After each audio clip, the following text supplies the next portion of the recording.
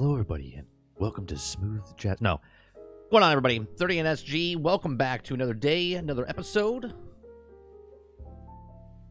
On today's episode, we're going to be talking about lots of different topics. EA let go of some people. Star Citizen let go of some people. Lots of shit going down in the video game world. What does it mean? I don't know. But let's read some news stories, shall we, and have some conversations. We're here Monday through Thursday from 10 o'clock in the morning till noon Eastern. If you like what we do here, make sure you hit that like button, hit that subscribe button. If you'd like to go above and beyond that, you become a member as little as $5. You can also link yourself up to our Discord. The Discord is open for everybody, but there are locked areas off for members of the channel. But once you're a member, like in the Discord. So if you guys have feedback for my channels, we had a podcast last night. I'm looking for other guests. So instead of putting it in here, if you become part of our Discord, there's a feedback channel. There's also a podcast like guest tab. So if you want somebody that you would like me to maybe interview, throw their name inside there, maybe their channel, so I can go do some research about them, and we'll see what we can do if they get back to me. Lurker, good morning, man. Says good morning, 30 in chat. I enjoyed the podcast last night. Awesome. Appreciate you watching. At the end of you both got your lightsabers. I thought about the name. You ever consider reusing Nerding with 30 for a segment? It's actually a really good idea. It's a really good idea, Lurker. I don't know if I would name it Nerding with 30, but just you saying that off the top of my head, I wonder, I don't know how YouTube would look at it, but because this channel's monetized, I wonder if I air it live on 30NSG, right? And then cut it off and then upload it on Nerding with 30 and then have it just on that channel. So it's not on this channel, but it's on this channel live, but it's moved over to Nerding with 30, called Nerding with 30, on Nerding with 30, and that's where that podcast lives. I wonder how that would work. Because you would lose the viewership and stuff like that from the live stream if I moved it over there. I don't know. Because I kind of want to do something with Nerding with 30. It's just like right now, it's just not feasible for me. But I really like that name, Nerding with 30. It's actually a really good idea. I liked, there was a couple in chat yesterday in the feedback in Discord. Rebel said, shooting the shit with 30. Or just STS with 30. Right? So shooting the shit, which I kind of like as well. The STS podcast, shooting the shit. I don't know. There's a lot. I'm not in any rush to name that podcast because I can always go back and make the thumbnail and the title and stuff like that. What's going on, Stealth? Welcome back, man. What's going on, Argus? Morning. Jones, good morning. Kylo, good morning. I thought you changed to a sports channel. Oh, what? Because of having Jay Shockblast on last night? Is that what you're saying? I could make a sports channel. I could talk sports all day. I haven't been watching sports the last couple years, but I was a huge sports fanatic. I used to have ESPN on in the background for like days, just constantly going.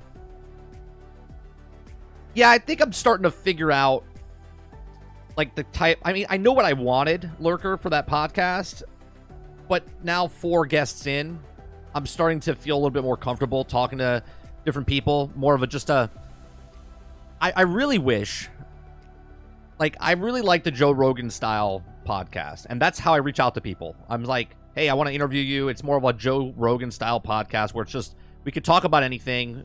We bounce back and forth. It's not like a structured show, like, who were you? And you know what I mean? It's just like, what comes to mind? I want people to, the personalities on YouTube are just that channel. And I kind of want to learn a little bit more about these people that created their YouTube channel and how they are. You know what I mean?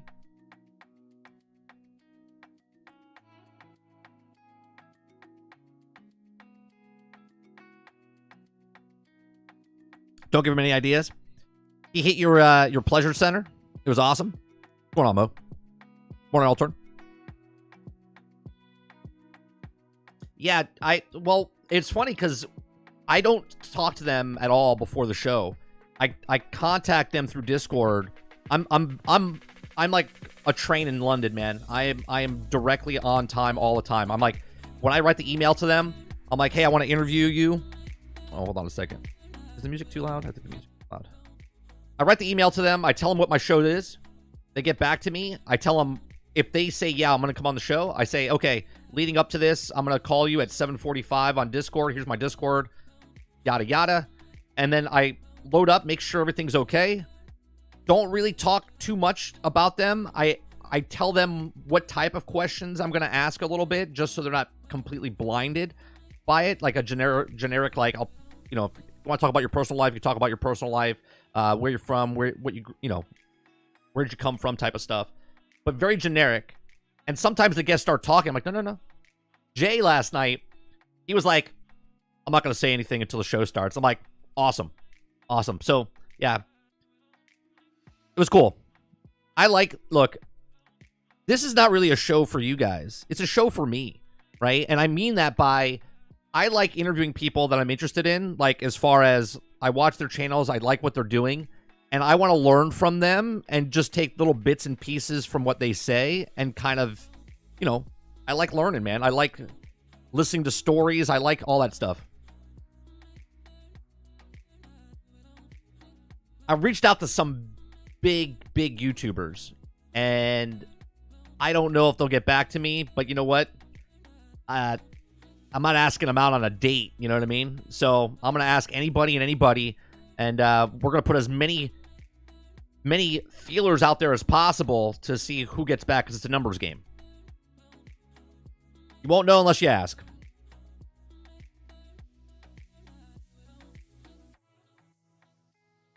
I think it's better not to talk much beforehand. Yeah, there's like this awkward silence as I'm getting ready, and they're like, So I'm like, nah, it's all right. Yo, stream today? What do you mean? I stream Monday through Thursday, Dolphin. Is this your first time here? Saying that knowing this is not your first time here. Did you forget what day it was? Did you think today was Friday?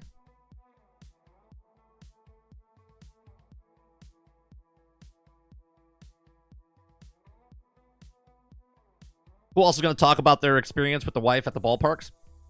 Others will love to get in on your interview.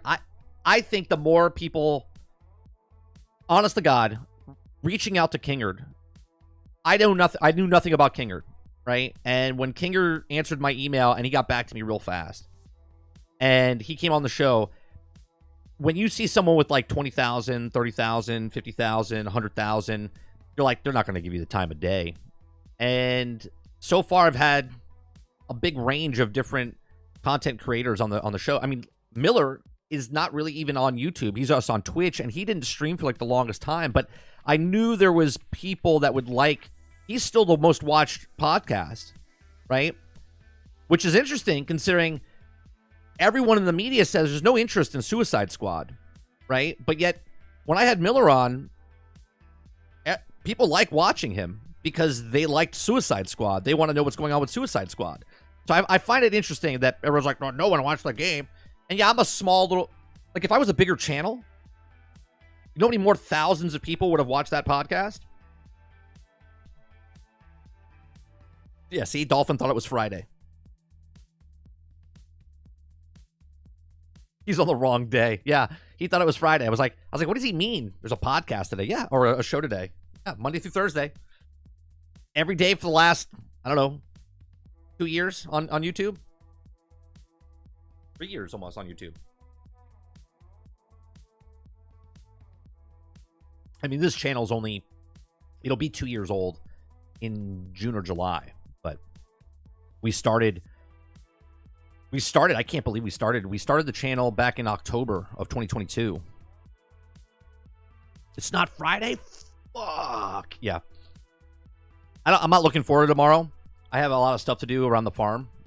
So, I told Lono I can't be on the show this week, but then they told me they're not even doing a show this week, and I was like, oh, well, perfect. Because I didn't know if I was going to be done with all the stuff I have to do before the podcast. All right, so today's show, dude, we're going to talk about, there's lots of little bits and pieces of what's happening with EA, right? There's a story about Immortals of Aveum will grow for years and years, like Dead Space director says, but at the same time, EA came out and said they're not putting their money into big IPs. I'm like, okay. You might not want to say that when you have an Iron Man game, a Black Panther game, a Captain America game, and an unannounced game in the background. I don't know if they're doing all of them. I know they're doing 2. They have 3. They have 3 Marvel games in the works behind the scenes, right? We have a story about EA has closed Battlefield single-player studio Ridgeline Games down. Okay. They've fired 670 employees. They've canceled multiple games. So it's very interesting. We got a story about Call of Duty. Call of Duty Warzone mobile launches worldwide on March 21st. That's going to be huge for them. Black Desert Online franchise has made $2.1 billion from just 55 million players. So we'll talk about that a little bit. We're going to talk about the Game Master inside of Helldivers. And then right before the show started, I was scrolling through Twitter, and Paul Tassi has an article with Forbes, says, "It's no longer seems possible for Suicide Squad Kill the Justice League will last the year." Now, me and Jay Shockblast talked about it a little bit last night, what we think is going to happen. So I'm interested to see what Paul Tassi has to say and have a conversation about that. Let's go on, Sarge. So let's start off with GameIndustry.biz. Oh, hold on a second. I think there's someone here.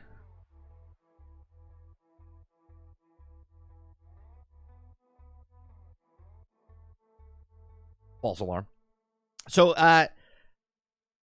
GameIndustry.biz has an article that says EA cutting 5% of the workforce, publisher moving away from future licensed IP in order to double down on own IP, sports, and online communities. Interesting. This is the same people that said single-player games are dead. Right? These are the same people years ago that said single-player games are dead and then came out with single-player games. Right? So, publisher moving away from the future licensed IP. Electronic Arts today has announced that it's laying off approximately 5% of its employees as it leans in on parts of the business it feels will be the most successful in the years to come. In the most recent annual report, the publishers gave a headcount of 13,400 as the end of March of 2023, which would also put the jobs lost around 670 people. The cuts are just about the company's restructuring plan, which also includes closing some offices and sunsetting certain live games, with the previously announced shutdown of MLB Tap Sports and F1 Mobile Racing. Okay, in a note to the staff, EA CEO Android Wilson, I am human, I predict stuff, right? And Andrew Wilson here said the company is also moving away from development of future licensed IPs that will also will also be successful in our changing industry. So, whoo! Thank God EA is not making another Battlefront 3. Hopefully another company picks that up. Okay. GameIndustry.biz understands that one such title was canceled as part of its plan, with the teams working in redeploying to other projects. Now, outside of sports and racing, EA's major external licenses in recent years have included Disney's properties like Star Wars and Marvel. And one of the companies has tapped for upcoming games based on Black Panther and Iron Man. Okay, an EA representative confirmed that both Black Panther and Iron Man remain in development. Kind of defeats the purpose of what they're talking about, right? Like up here, it says that moving away from future licensed IPs. You know why EA is moving away from future IPs? Because they want all the money. And if they're giving Marvel and Disney a big chunk of that change, they're like, no, you get none of that. They didn't want to pay FIFA anymore, right? They didn't want to pay FIFA anymore, so obviously, they're not going to be paying other people anymore, right? YouTube Lurker, thank you very much for that. Appreciate that. Check the broadcast screen. Thank you. Oh, look at that. You get to see the wrong screen up there. You didn't have to tip me for that, but I appreciate it. I appreciate it.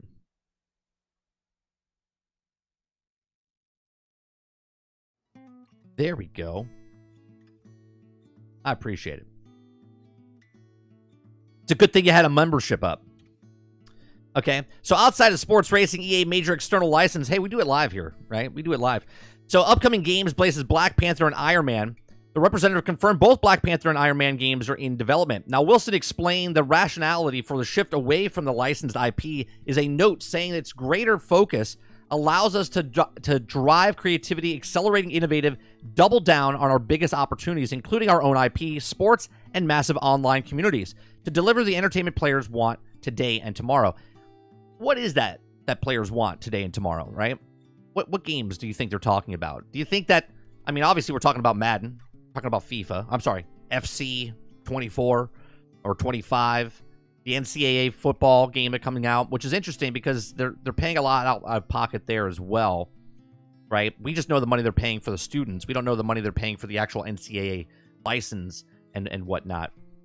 So when we have another article talking about Immortals of Aveum, it'll be interesting to see what they're doing with that game, because that game bombed, right? That game's we just watched Bellular News yesterday, and he said it was on sale for like £1, $1, okay, like $1.50 in the States, which I thought was interesting. It says, on the job cuts, Wilson said the publishers deeply considered every option to try and limit impacts to our team. Did they? Every option, right? Which boggles my mind with all of these layoffs and stuff that are happening across the industry. Microsoft, Sony, EA here, Embracer. There's an article that says this is the most profitable, okay, that the industry has ever been, okay? And yet, everyone's getting fired. What do they know that we don't? Right? Because this is not reacting to what they got. This is reacting to what they're going to get, right? So the industry knows something that we don't. And this is why they're cutting, okay? This has nothing to do with the numbers that they've gotten. This is about moving forward in the future and why they're cutting all this, okay? So it's interesting to see they know something where the industry is going, and they have to cut back a little bit to try to save costs, but yet still make that profit, okay? He says, we added the informing people of those impacts and process that would also largely completed by early next quarter. EA's SEC filing detailed the recurring restructuring plan indicates that it will also cost the company between $125 million and $165 million, and the office space reductions alone may be the biggest part of resulting in the charges of up to $65 million for the company. Now, employees' severance packages also related to costs expected to cost between $40 million and $55 million, while there's also an additional $35 million to $45 million in costs associated with licensures and commitments. This is the second time in as many years that EA has undergone a restructuring plan with hundreds of layoffs. Last March, the publisher announced plans to cut approximately 6% of the staff, which was about 775 people, going by the previous year global employee headcount.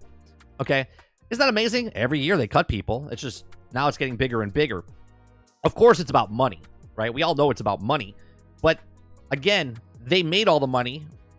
They pocket that money, and now they're like, well, we need to make more. We need to make this go up even more. Well, how are we going to do that? Well, the next games we're coming out with, their average are going to sell about the same that they're selling now.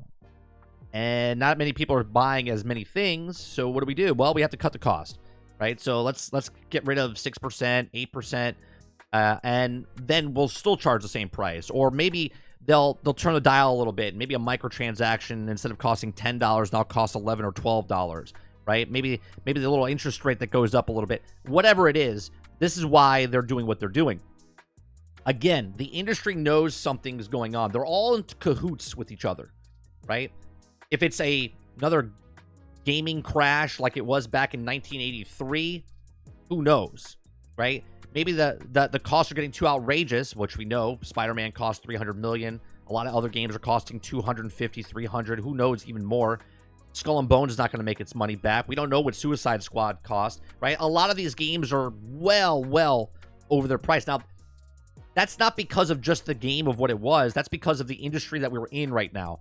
The pandemic is a huge portion of why this is happening, okay?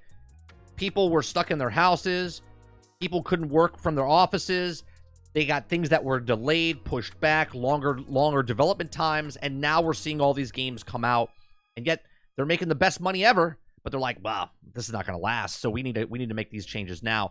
Here's my thoughts. Let me know yours in the comments section down below. What do you guys think that EA, obviously this is just some of the cuts. I'm sure there's going to be more cuts.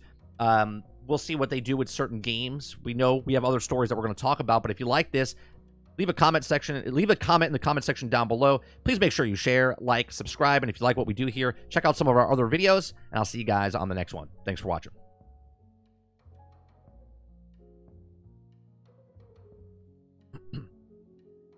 Yeah, see, I don't even need... I could have just left it on this screen and just talk, but you guys need to see...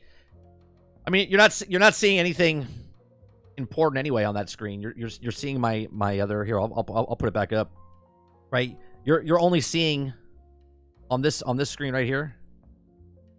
Right? You're seeing the chat that I'm looking at. You're seeing the concurrent thing up there. You're seeing the Discord and my music. So... watch out. Watch out. I appreciate it, though.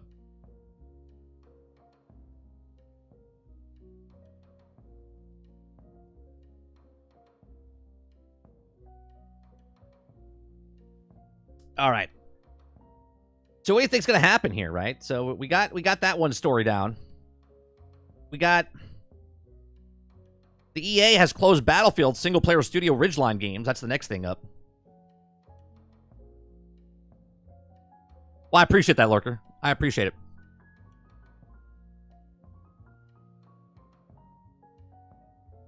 Greed, Sarge says.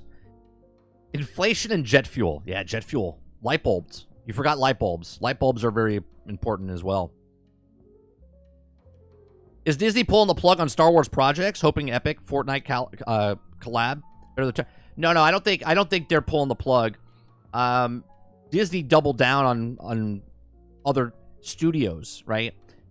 I think it's funny because they do have... there's like 6 or 7 games in development right now for Star Wars, and EA is the only one so far that's canceling the Star Wars ones. Again, it could change. Just told about the Mandalorian game is now it's canceled. Well, technically they didn't say anything. The leaks were there was a Mandalorian game. We didn't know about the Mandalorian game until a couple days ago.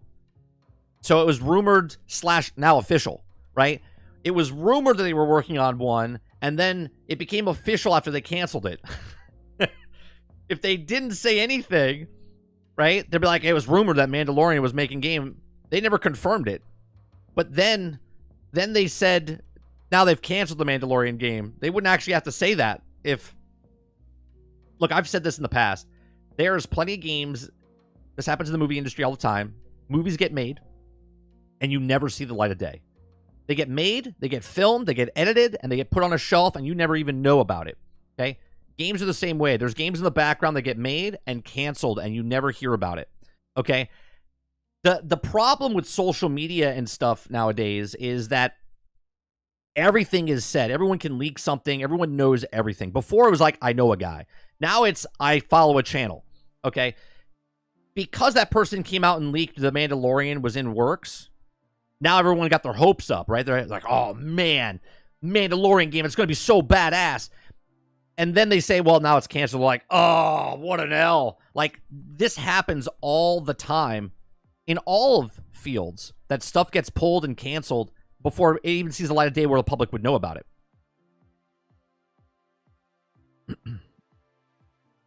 Salty says they got comfortable and then started endlessly spending on the time, and they pulled the reins now before we're broke. I don't think they're going to be broke in any way, shape, or form. You guys did hear when WB came out, and when they specifically talked about everyone's running with Suicide Squads didn't sell enough copies. They never said that. They never said that, right? This is how business talks. Sure, they probably didn't sell as well as they wanted to, but if businesses talk about and compare things to other things, businesses always talk about this quarter compared to year over year. Well, last year, what came out? Hogwarts Legacy. How many copies did it sell in a month? 15 million copies before the end of the quarter. Very successful.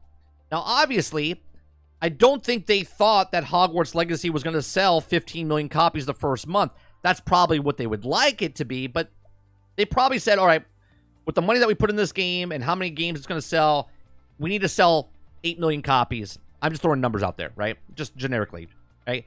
8 million copies. It sold 15 million copies. So now, this year, they're like, well, we got Suicide Squad coming out. Suicide Squad, Hogwarts Legacy projected was this, and they hit this. So why don't we say, instead of 4, let's say it's 6 million, and then it fell short, right?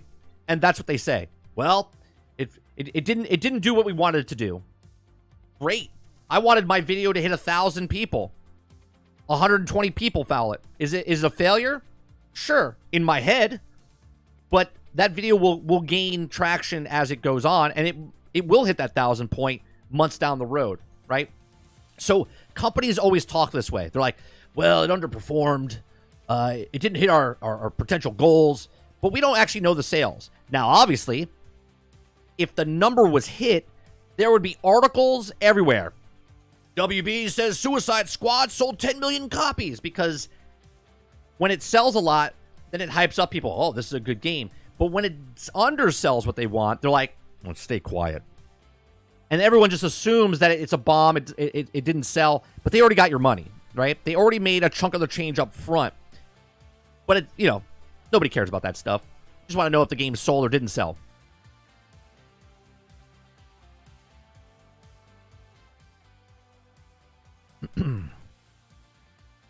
Too many people know a leaker or insider now. Yeah, everyone knows one.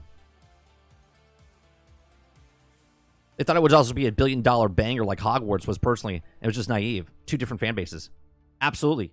But businesses and people that are in charge of these companies have no idea what these IPs and brands are. They just know that this IP made this much money. This is exciting. This is the thing. We can make millions and billions of dollars off of this. That's what they know. We should make one of these because, Harry Potter's a big thing, right? That's exactly what it is.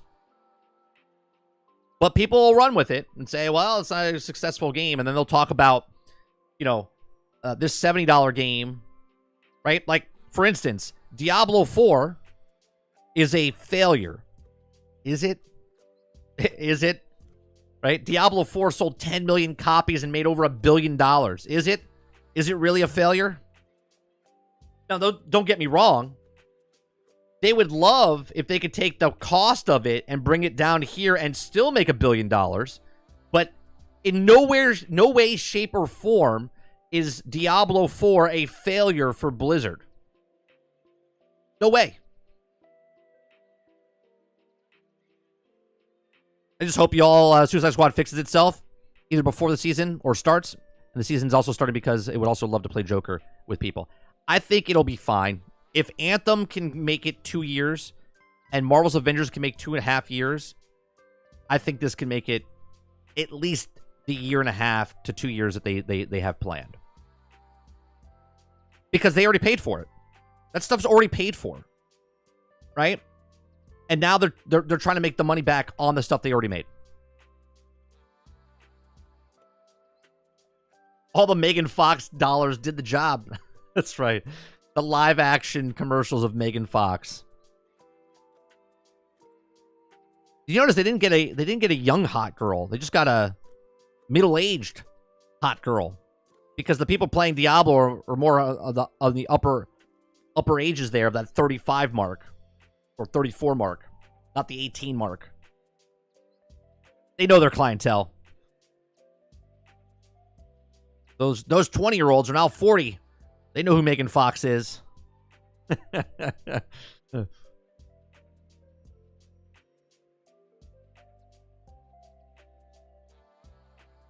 That's why you bought it? Megan Fox? I mean, I can't believe someone didn't sue and said, how come she's not in the game? I was told Megan Fox was in the game. She was in the commercial. I couldn't find her in the game at all.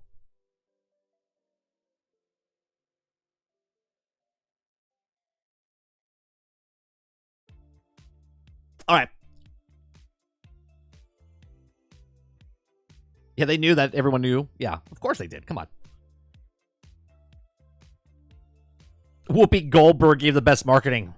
How come I can't play Diablo on my Apple? Well, Whoopi, if you were a gamer, you would know that they've never come out with it on Apple. Like years and years it's been. Like it's been a decade. When's the last time you played Diablo, Whoopi? When's the last time you played Diablo? Get out of here with that shit. I want to know. I want to see Whoopi Goldberg's achievement list. Where is she? Is she in Endgame? I want to know where she is in that game.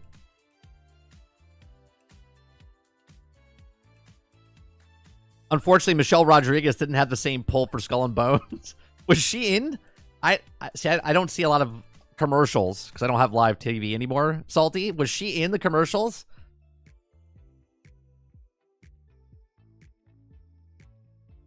How come she didn't sell?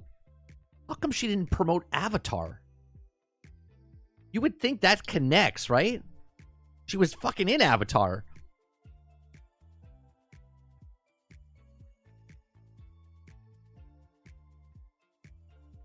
All right. EA has closed Battlefield's single-player studio Ridgeline Games. Okay. So Electronic Arts has closed Ridgeline Games. The studio formed in 2021 to work on future Battlefield single-player games. This is fantastic. I'm being very facetious about this because do you remember when they said, oh, we know what Battlefield is. We're going to make single-player games for Battlefield, and it's going to be this whole universe for Battlefield. And they opened up a brand new studio in 2021 just for Battlefield single-player stuff. That didn't age well. What's going on, JoJo? That didn't age well. So the Seattle-based studio was established in 2021 and has been staffing up its debut project, which also described a narrative campaign in the Battlefield universe. Okay, last week, it was confirmed that the studio co-founder, Halo co-creator, Marcus Leto, had departed the company for apparent personal reasons. Personal reasons. He wanted to get the fuck out. Okay, he reacted to the news on X on Wednesday, suggesting that it was unaware of plans of close of Ridgeline.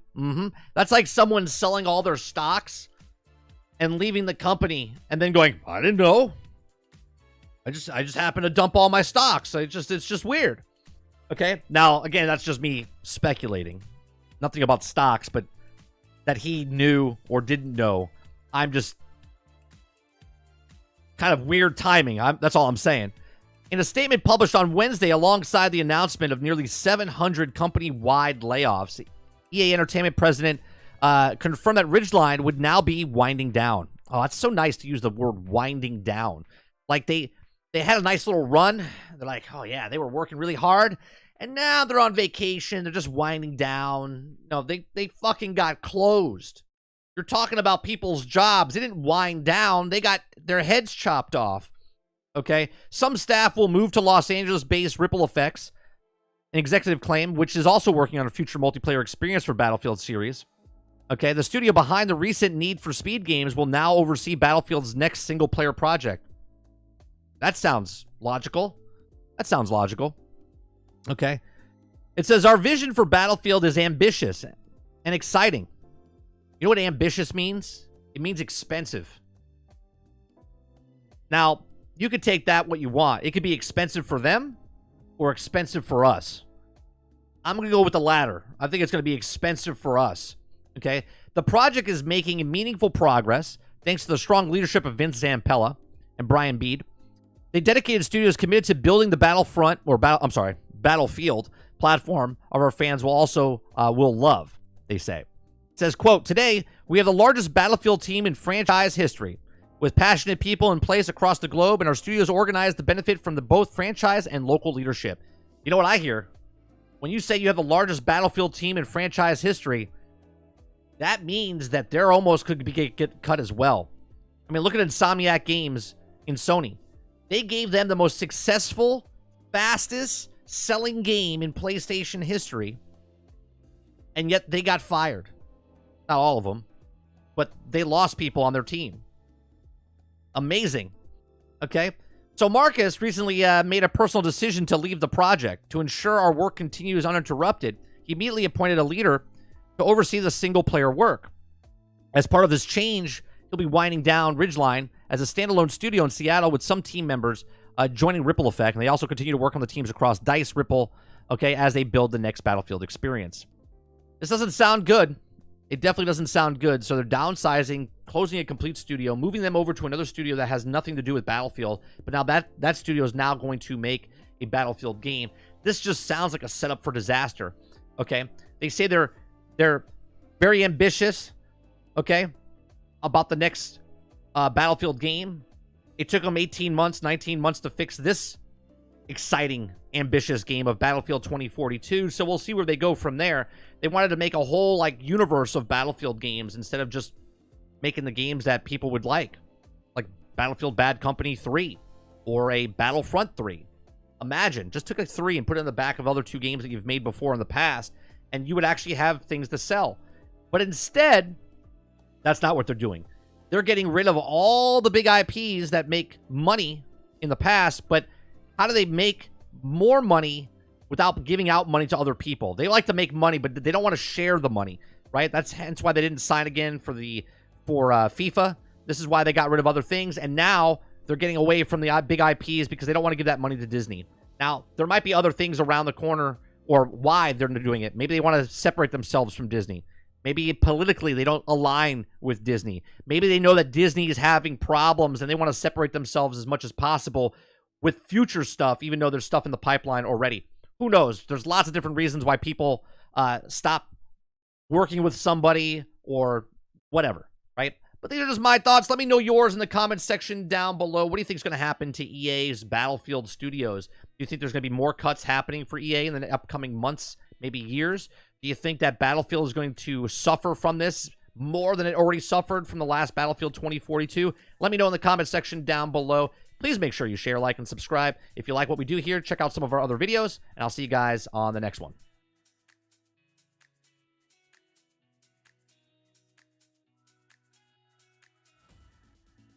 Where's Battlefield Bad Company 3? That's what I'm saying, Ron.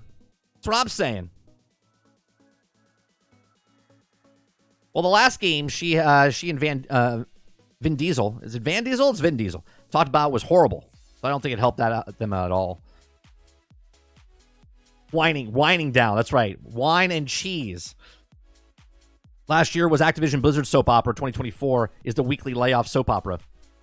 Sarge says, because we want cheaper devs to make the next Battlefield, should be amazing since they haven't worked on a Battlefield game before. That's right. It's gonna be awesome.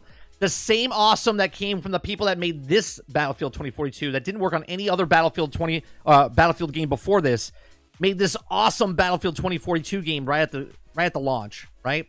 Those of you that are watching for the first time, I'm being very sarcastic because Battlefield 2042, which Battlefield is one of my favorite games series ever, okay? The people that worked on Battlefield 2042 didn't work on the other past ones. They were all brand new. 88% of the population that worked on Battlefield 2042 was brand new. And now, people that were working on Battlefield is now being given to other people that have never made a Battlefield game. So I'm sure it'll be fine. Just remember, right? Just remember that I said I won't buy another Battlefield game for at least 2 years. Because they have to prove to me that the next Battlefield game is good, and then they'll get my goodwill back to buy their next one. Until then, your ass is going to be played on the 10 hours early access on EA Play that I pay for with my Game Pass Ultimate, or if it's on Game Pass itself. They're not making money off of me anymore. I want to be a game dev now. They're not making it very, very appealing. I'll tell you that. Think about what Sony did, right? Sony had the greatest single-player games, right? And this is not me making fun of the single-player games. This is me making fun of Sony, okay? They had the best-selling games. God of War Ragnarok, right? Horizon, Forbidden West, Spider-Man, right? Not only did Insomniac give them Spider-Man, Ratchet & Clank, Miles Morales, and Spider-Man 2, banger after banger after banger. Best-selling game. Beat their last game with the next game that came out with the best-selling game. And then they beat the next game with their next game coming out with Spider-Man 2 with the best-selling game. Fastest to that point. 10 million copies. And they're like, hey, congratulations for giving us all that money. We gotta let half of you guys go. Right? Obviously, it's not half. But they have to fire people inside the studio. If that's devs, if that's, a person that prints paper, right, or gets a coffee run, whatever it is. Insomniac made the most money for Sony, and you would think they wouldn't be on the chopping block at all, but nobody's safe.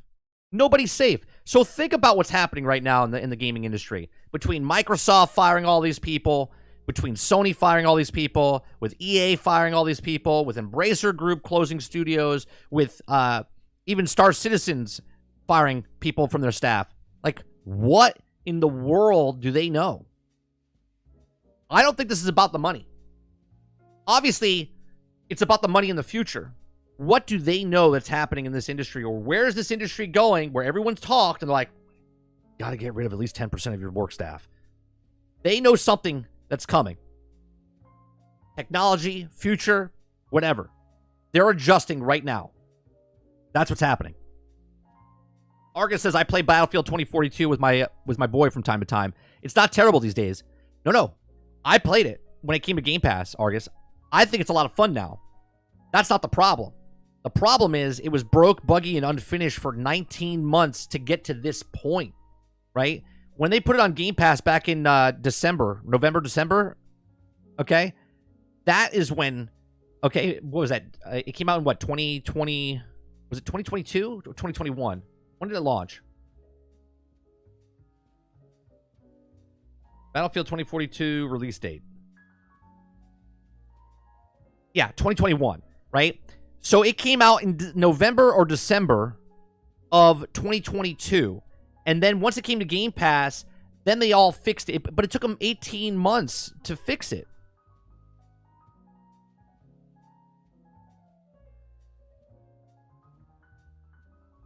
I was iterated yesterday knowing that EA being idiots again, canceling a Respawn Star Wars. Yeah, fixer. You know what the funny part is? If the leaker just stayed quiet and didn't tell us about a Mandalorian game coming out, none of us would be upset. Do you know what I mean? None of us would be upset. We're like, oh, dude, Mandalorian game is coming out. It's going to be good. And then all of a sudden now we know it's canceled.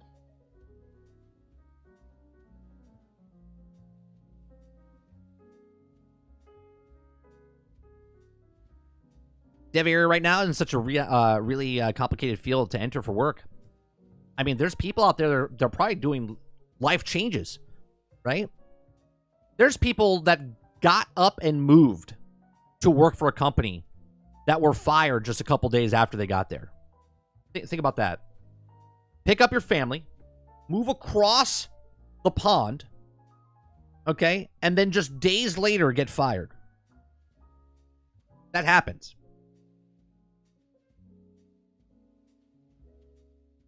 Lurker says the industry finally figured out that everyone went back to work. No more printing money with everyone at home. Grand Theft Auto, we're actually not talking about it, but Grand Theft Auto 6, Rockstar, Jason Schreier made a report talking about they want everyone to come back to the office because now they're in the game mode where they have to finish all the projects. Nobody's working at home anymore. Everyone has to come in. Everybody get your ass back in the office. We're paying for these light bulbs and shit. Get back in here.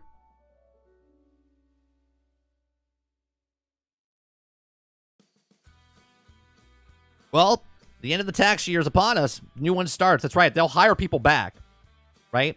There's companies that literally let go of people, and then they hire people. But when they come back now, they don't have to pay for their benefits. They don't have to pay for anything.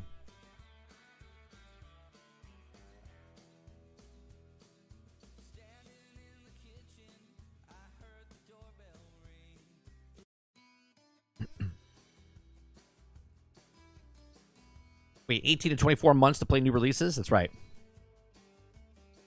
At least we still got the Ubisoft Star Wars game. I'm a hoping.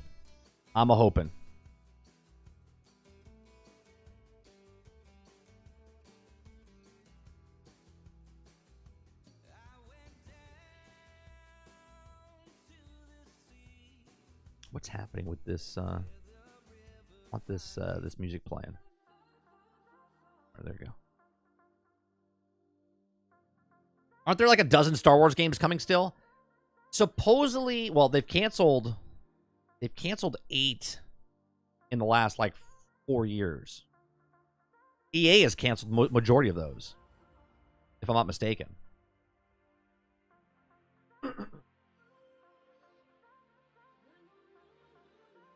But yeah, we do have Star Wars games. We have Eclipse coming out. We have Star Wars Outlaws coming out.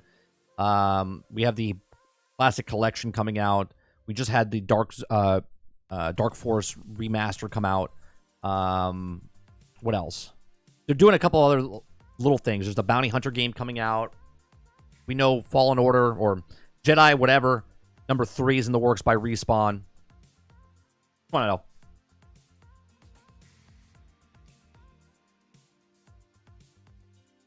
This just in, all Star Wars games have been canceled. There's another one, isn't there? There's Eclipse. There was one more. I forget what the other one's name is. And then you have this game, right? Here's the next story. Then you have this game. When we saw this, the Call of Duty with hand gestures, okay? Immortals of Aveum. Now, I heard people that played it, they enjoyed it, okay? And that's not what this is about. If you enjoyed the game or not, that's fine. We're talking from a business standpoint. From a business standpoint, this game was an absolute failure. Didn't make enough money. Went on sale right away. Didn't recoup its money. Lost money. Okay? Now, think about this. EA, by just the headline, I haven't read the article yet, right? Immortals of Aveum will grow for years and years, like Dead Space director says. Now, I don't know if they know this. I would hope they did. Dead Space made money. Right? Dead Space was successful for what it was. It also came out many, many, many years ago where it didn't cost nearly as much as Immortals of Aveum cost.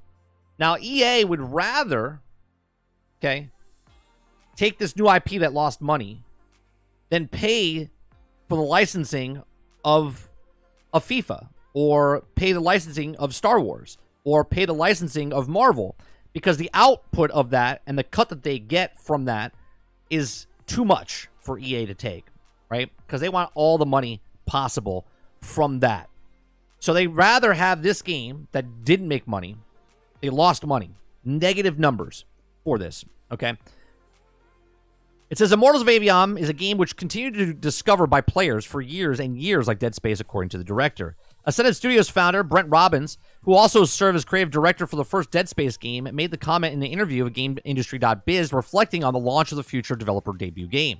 Despite the initial poor sales, lackluster reviews of Immortals of Aveum, it released in August of 2023. Robbins, he believes that the game's future will be successful like Dead Space. People will discover Dead Space for years and years, and Robbins stated, I think Immortals will be the same. Okay? Those scales figures for Immortals Aveum have never been released. Robbins said the game had 5 times the sales after it went on discount. Well, no shit. No shit.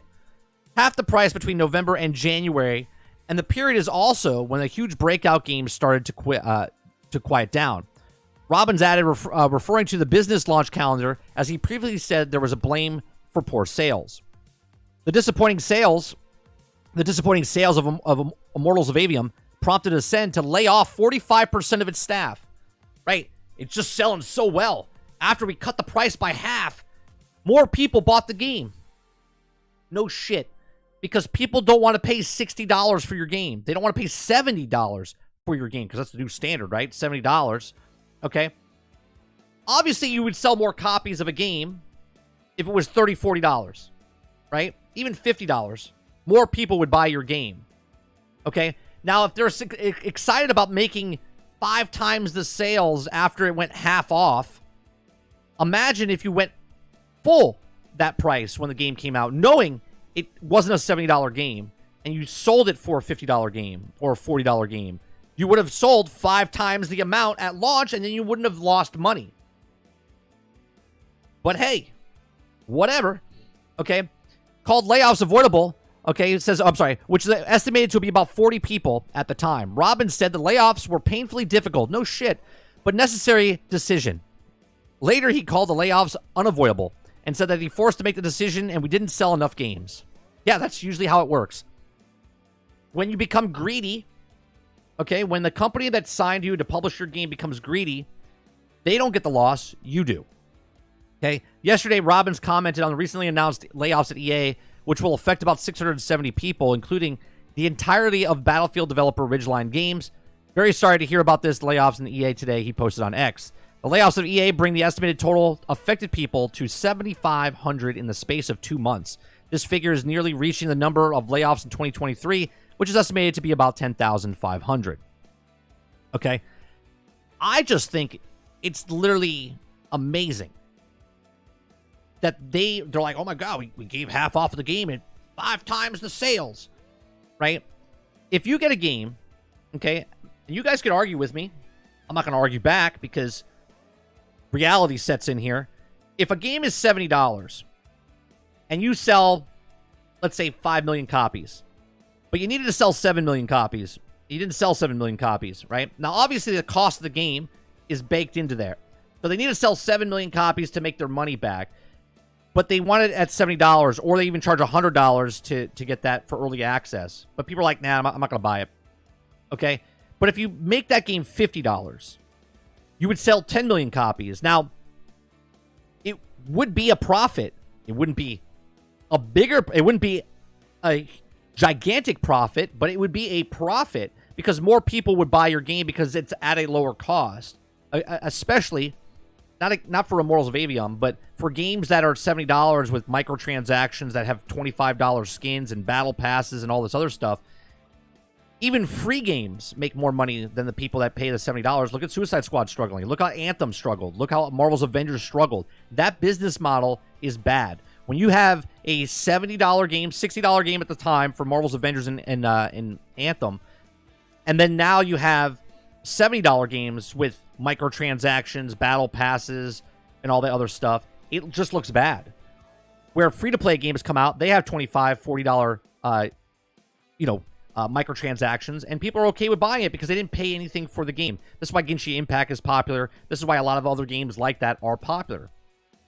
Look at Diablo. They want all the money. They sold 10 million copies, and they're selling $65 skins for your horse armor. Hold my beer, right? So it's amazing to me that a lot of these companies are like, well, this game's going to last on forever. We cut the price in half, and it sold 5 times as many. Great. So you sold 100, now you sold 500. Fantastic. You still didn't make your money because you guys were greedy in the beginning. These are just my thoughts. Let me know yours in the comment section down below. What do you think about Immortals of Aveum? Do you think this is going to be like a cult classic? Because that's the way he's making it sound. Like, years after, people are going to go turn back and look at this game and go, man, this was a fantastic game for insert price here, okay? But wasn't a great game for when it came out. Let me know in the comment section down below. Please make sure you share, like, subscribe, and if you like what we do here, check out some of our other videos. See you on the next one. Thanks for watching.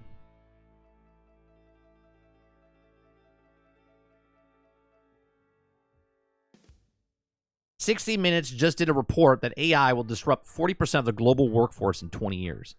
In 20 years? I think that estimate's off, Prosy. There's AI disrupting like a huge chunk of people right now. Are they talking disrupting 40% of like major industries like delivery drivers and stuff like that, like things that make the economy move and boom? Or are they talking about like the entertainment industry specifically?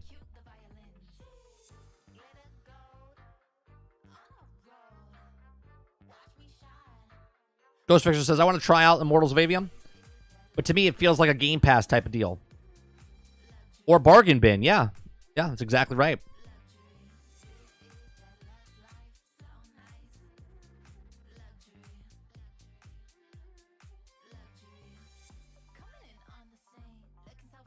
That's not how it works.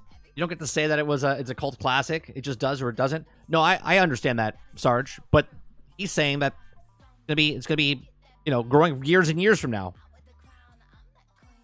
Let's take that statement though. That means a game doesn't have to sell all of its games day one, week one, month one, right? Couldn't you say that for any game? Couldn't you say that for any game?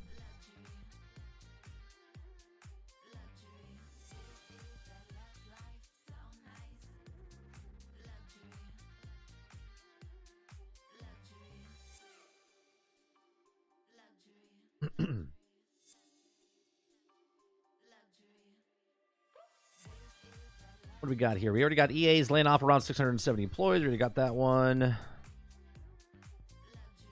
Still confirmed that EA Star Wars Jedi 3 is currently in development. It would be stupid to cancel that, wouldn't they? It would be stupid to cancel that one.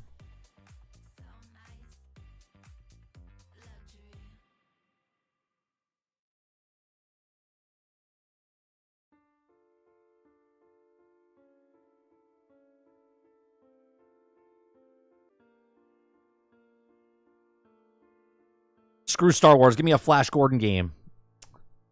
That would be a fun game. That'd be a fun game, Ron. I think if they made it the same type of style as like Guardians of the Galaxy, I think that might be a really fun game.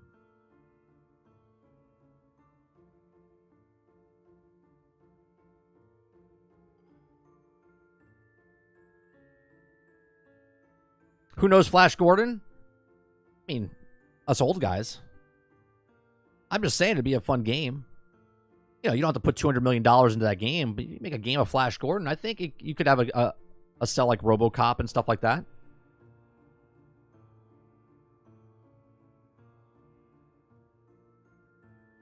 Brian Cutler says, I just got the PlayStation 5 yesterday. Love RPG, crime action, story-based games, and fighting games. Nice, Brian.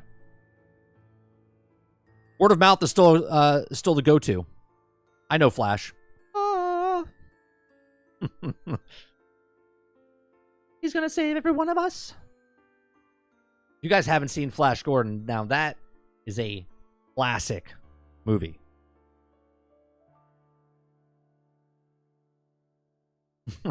Part was like, now that song's stuck in my head. You've just been song fucked. That's a thing. I used to play that on the set. You would song fuck somebody. You would come in, and there was one rule and one rule only. You couldn't. If I say the name, it's gonna get stuck in your head. But this was a palate cleanser for your brain. Okay, you weren't allowed to do Small World. Okay, you had to go around, and you couldn't sing it. You couldn't sing it. Okay, you walked around set, and you could whistle, you could hum, right? You could like tap on stuff, right, to make the music. And then all of a sudden, people around you, as you're doing it, would start to sing, right? Or they would start to whistle, or they would start to hum the song that you were doing, and you're like, "Gotcha!" Yeah.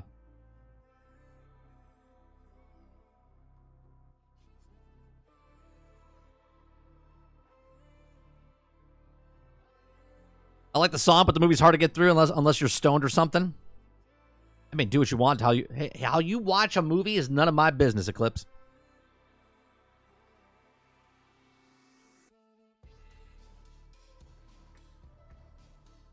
Dolphin says, I'm behind. Not only is he behind, he's on the wrong day, and he's also watching the stream behind.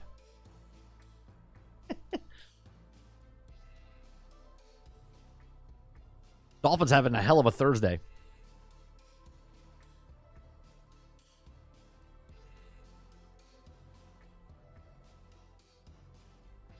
There was no monkeys. There was hawkmen. There was guys that lived in the city. Yeah, what are you talking about, Water? Your nerd credibility just went down. Flying monkeys? That's Wizard of Oz.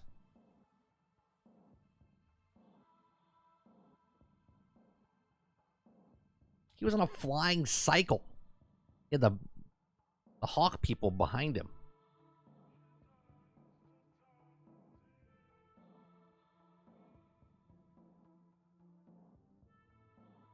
They say the solution to getting a song out of your head is to listen to the whole song to the end and then stop so your brain stops trying to remember the complete. Ah. Interesting.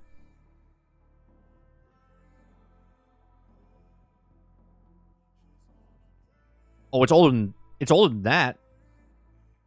It's older than that.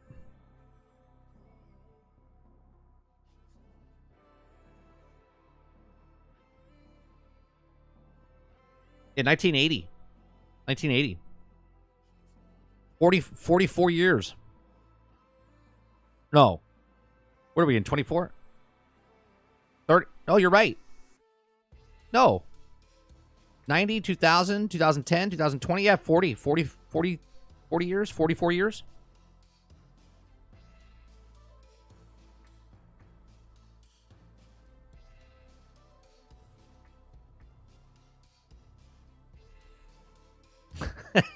Minus 1 point. We deduct 1 point from Water Bear.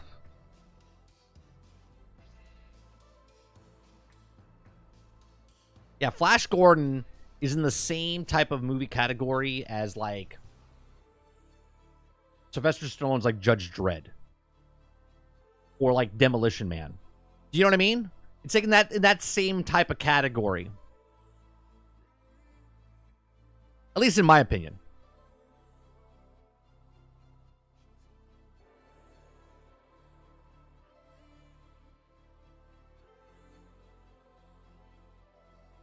Oh, Flash Gordon's got a great soundtrack. A Flash Gordon extraction shooter with giant bugs. I'm in. I'm in, Ron. Where do I sign up? Where's the Kickstarter for this? I'm in. Yeah, every restaurant's Taco Bell and Demolition Man. Yeah.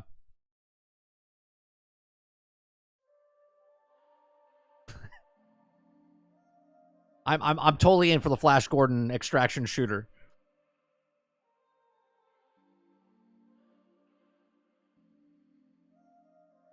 Oh, did you see the new movie they're coming out with? They're remaking Naked Gun. They're remaking Naked Gun. And what's his name? Oh God.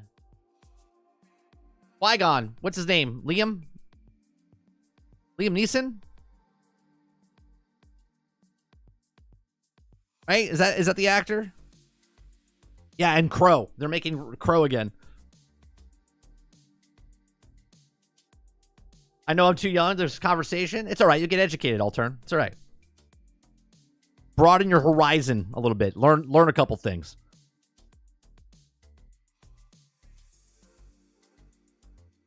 I think the Crow's gonna be pretty cool. Leslie Nielsen.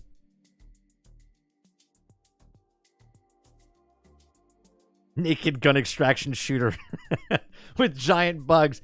Wait a minute. I'm seeing a theme here, Ron. I'm seeing the theme here.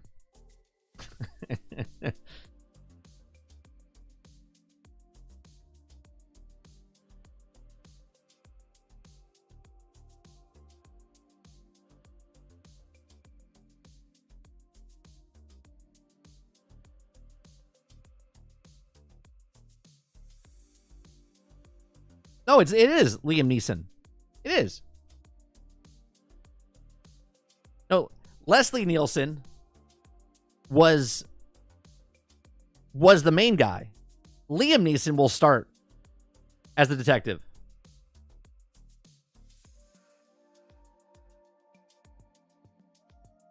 It's Nielsen and Neeson.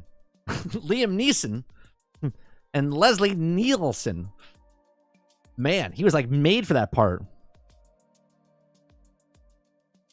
Yeah, it's in pre-production right now. It's for release.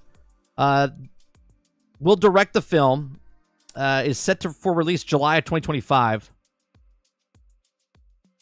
I could actually see him. If anything, here's what I take from this. Right, if they're making a Naked Gun movie in 2024 or 2025. Even though it's going to be and could be a shitty movie, can we just be thankful they're trying to make a fucking comedy in 2025? Like, we've lost so many movies. Like, the comedy genre is completely dead. And this humor, right? It needs to come back. The Naked Guns, the hot shots, you know what I'm saying? Those type of movies need to come back.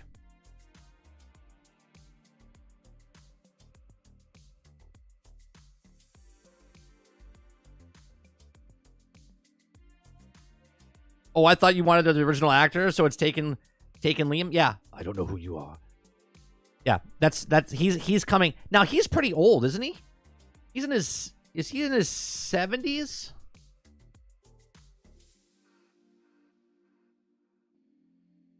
He's 71. I guess he's around the same age as Leslie when he was.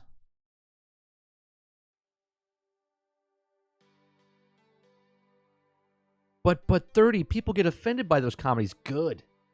They should get offended. They should get offended. Men in Tights remake. Only if they're it's an extraction shooter with bugs, Ron.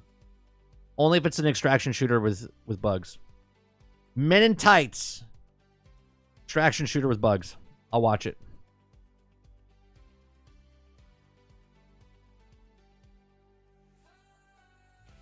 Because you know there'll always be someone who gets offended by something. You know, nothing happens when you get offended. Literally nothing. Right? Nothing happens. Because to be offended, you have to say it out loud. I'm offended. Right? If you say nothing and you are offended, then you just have to deal with that in your own head, why you're offended. Right? And if you're offended by what they said, that means it hits you pretty hard because you think you are the thing that they're describing. Right? And if you think that if you think that they think that you are what you are, well, then you are. Right? Duck's a duck. If you're offended because someone said something to offend you, that means that's what you are, and that's why you're offended. But nothing happens, because if you don't say you're offended, then you're not offended.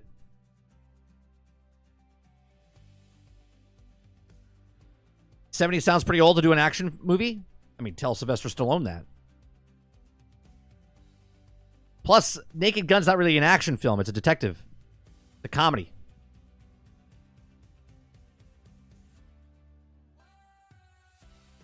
He can do comedy, but I prefer him as the guy that kicks ass. Remember when he first came out, though? We were like, I don't know. Is this going to work? And now everyone makes movies with old people. Look at John Wick.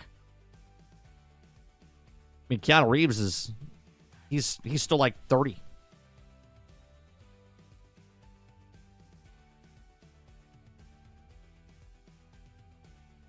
I think he was in more of his 60s.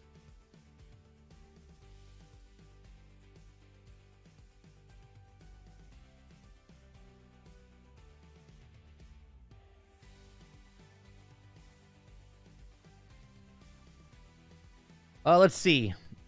Naked Gun, Leslie Nielsen dies at age 84. How old was he? He was 62 years old. He was 62 years old when he did Naked Gun in 1988.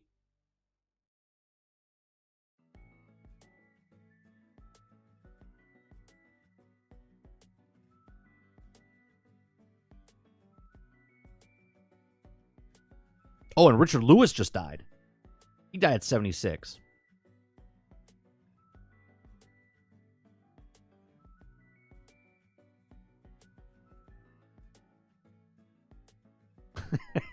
Waterbeard says the Men in Tights remake will be gender swap and non-gender in the remake.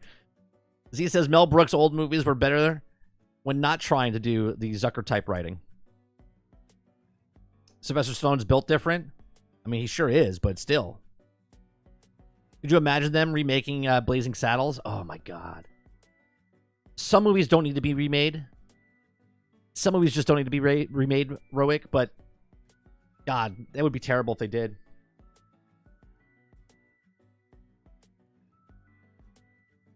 Oh, yeah, the best part was the 10 fake body doubles in Naked Gun.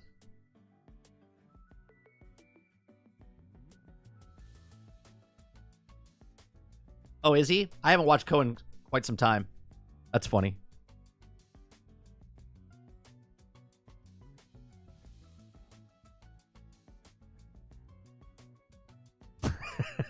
Salty says, the fact that you know there's a grown man in a tub streaming is disturbing. Oh, man. Sea of Thieves movie starring Lou Diamond Phillips.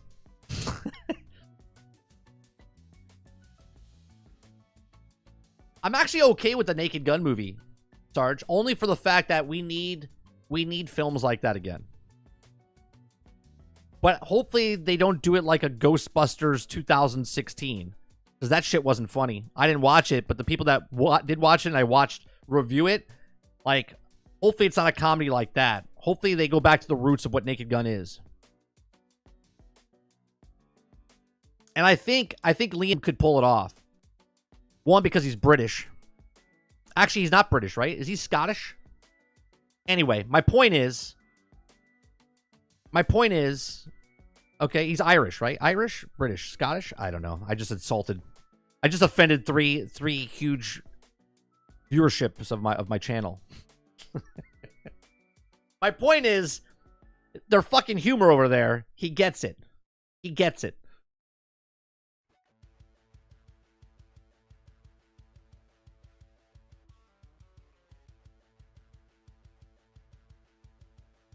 You know they will do a Ghostbuster 2016. You know it. I know it. Everyone knows it. I'm afraid. That's what I'm afraid of. Northern Irish.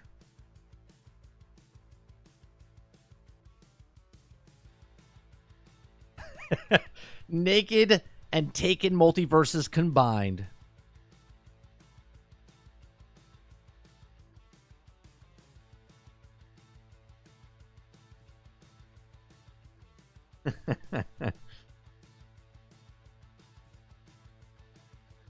All right, next story. I love getting on my little tangents here. All right, Call of Duty Warzone Mobile launches worldwide on March 21st. The mobile version of Call of Duty Warzone will include Vandersik and Rebirth Island maps. Okay, Call of Duty Warzone Mobile is launching worldwide on March 21st following a limited release over the past year. The free-to-play game will be available on both iOS and Android, okay, with both maps shared progression on Call of Duty Modern Warfare 3 and Call of Duty Warzone on PC and console. This shared progression means you can earn XP mobilely, and this will also contribute to the player's level of the Battle Pass across mobile, PC, and consoles. There's shared weapon level progression too, so you can also work on your XP, your weapon XP while you're on mobile and away from your TV or monitor. I hate to say this, but if you're away from your TV and monitor, it means you're probably trying to do something else in your real life world. But now, you can now stand up after you play Call of Duty on your TV or PC. You stand up, you log into your phone, and you start walking around the house. And now you can start playing, going from here to the bathroom, from the bathroom to the kitchen, grab a granola bar, start playing, start shooting XP, then sit back down, and then you can start continuing playing your game so you never miss a beat. Okay? The 120-player map will also be available in Call of Duty Warzone Mobile, including the Gulag. And there's also been eliminated for rival players redeploying into each match if you got wiped out. The 48-player Rebirth Island is also available here with the resurgence rule, so you can also freely respawn as long as one of your teammates is still alive. You can also access other multiplayer Call of Duty maps, including Shipment, Scrapyard, and Shoot House. I don't know what any of these are because I don't play Call of Duty. With these modes like Team Deathmatch, Kill Confirmed, Domination, and others available. Activision has added the host customizations for the mobile experience too, alongside controller support if you want to avoid on-screen controls. You can also adjust the HUD, virtual joysticks, and even performance graphic modules, or modes, sorry, just like the console game. Early footage of the preview version of Call of Duty Warzone Mobile shows that it isn't your regular mobile game. The level of detail and performance is comparable to the console version of Call of Duty. Let's check it out, shall we? Let's check it out. This is the mobile. The only thing you don't see on here is these smudges of your greasy fingerprints all over the screen as you're playing. This guy's wall hacking. This guy's wall hacking. Look at him. I'm joking. Why not just use the PlayStation Portal? Well, easy. You can't use your PlayStation Portal while you're driving in the car. In your Tesla. You know?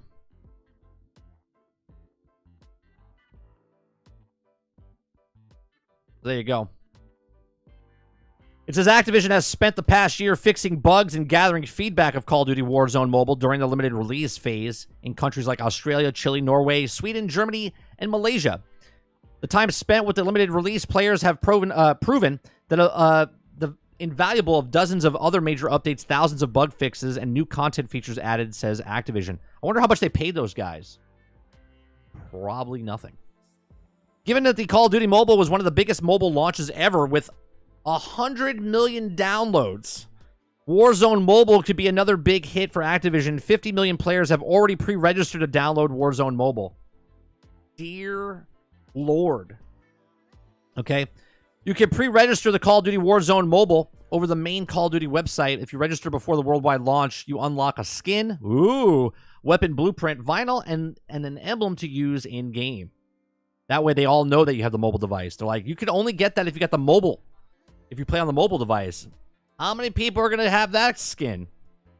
Very exciting for you Call of Duty fans. Right? I'm not excited. I haven't played a Call of Duty game or owned a Call of Duty game since 2011. So, last one I played was the original Modern Warfare 2. Look, a lot of people say that, it'll take 10 years. No one wants to play on a small screen.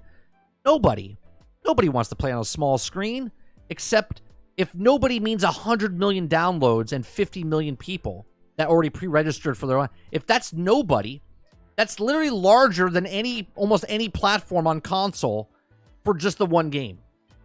Okay? And they didn't have to buy an actual console. They had a phone because right now, that's where they get their porn from. That's where they play Candy Crush from. This is where they get their phone calls from, or when they're surfing the web, right?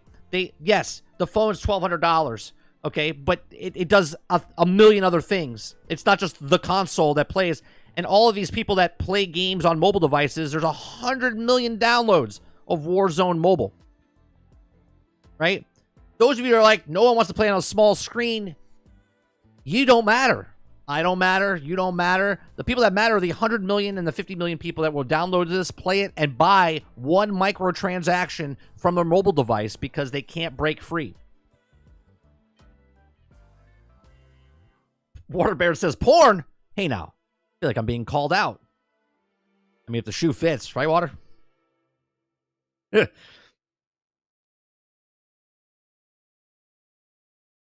Also, Big True on the phone, porn source.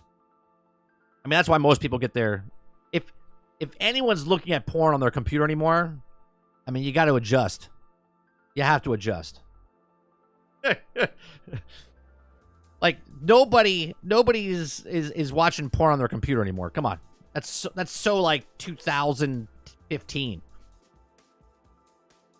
Right. Make a mobile game, sell a mobile game.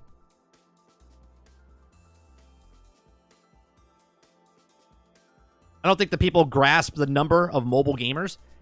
That's not even the mobile game. That's just for that one game, though, right, Paul? Right? They don't understand the amount of... Right? And this is why they're like, Big L for Microsoft. Look at these guys. They don't even know what they're doing. They can't even sell a game. Meanwhile, 100 million people can play their game, and they don't even have to buy anything to play it.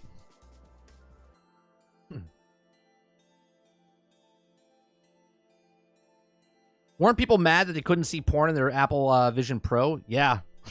Could you imagine? They're like, $3,500 porn machine rejected.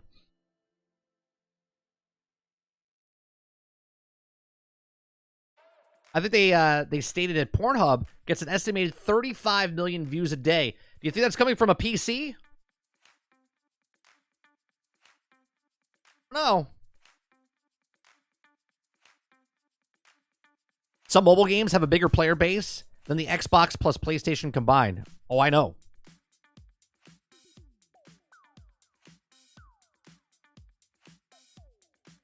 Can we expect a mobile Game Pass from Microsoft? I don't know if you know this, Ron. I don't know if you know this.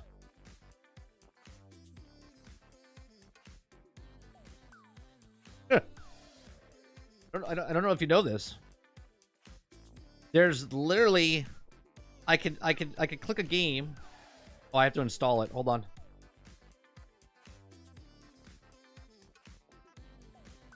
I can access it right there. I can start playing right now.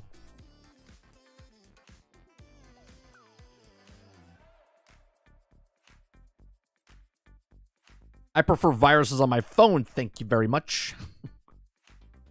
How the hell do you tell someone you can't watch porn on the device they paid $3,500 on? I'm not sure a company should be allowed to have that type of control personally. I mean, would that be considered would that be considered, Argus, not consumer friendly? Right?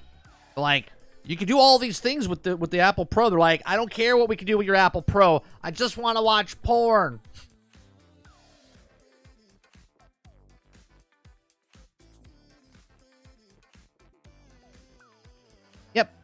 Me and Sarge talked about this years ago, that the mobile market is where people want to go, right? When the Activision Blizzard thing came up, the first thing we said, when everyone was saying they want Call of Duty, it's for Call of Duty, it's for Call of Duty, I'm like, no, it's for the mobile market. Call of Duty is just the icing on top of it, right? Obviously, Call of Duty now on the mobile, but they wanted all those games to become mobile. This is why they picked up Activision, because they want Overwatch. They want those types of games over on the mobile market, okay? And everyone's like, no, it's because of Call of Duty. No.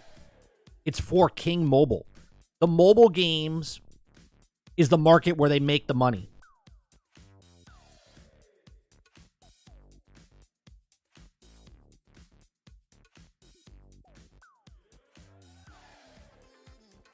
Multi-million-dollar idea. Pornhub Premium Xbox Game Pass.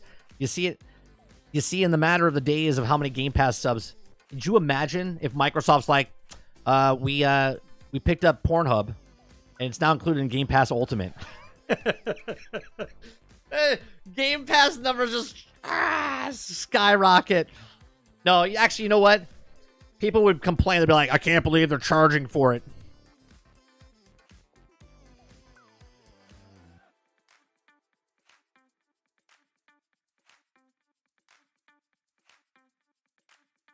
That's funny. It would like the graphics on this game. Is this porn on Game Pass? Is this 60 frames? Is this 60 frames per second?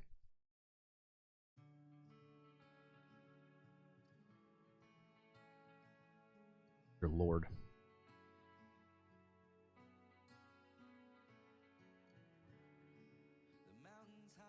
How much does King Mobile make monthly? I don't think they share those numbers.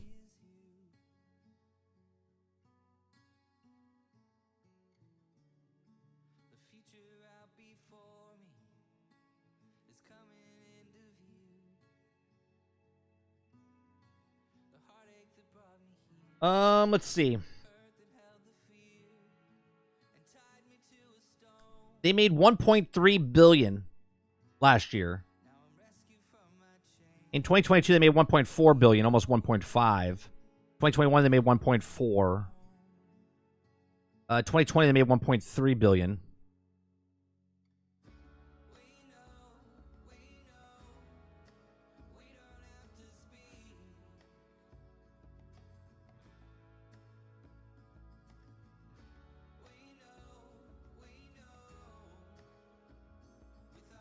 Yeah, right now the top selling mobile games are like Candy Crush, Monopoly Go, and I forget the other one.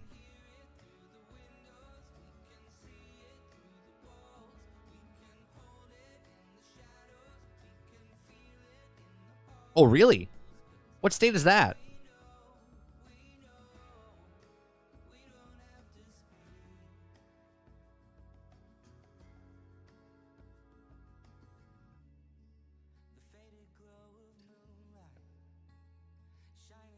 Well, no business trips there for me.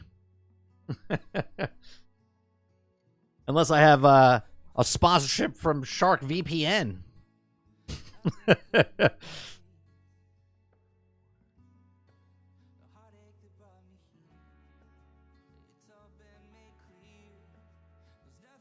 Speaking of porn. I joke, we're not speaking of porn.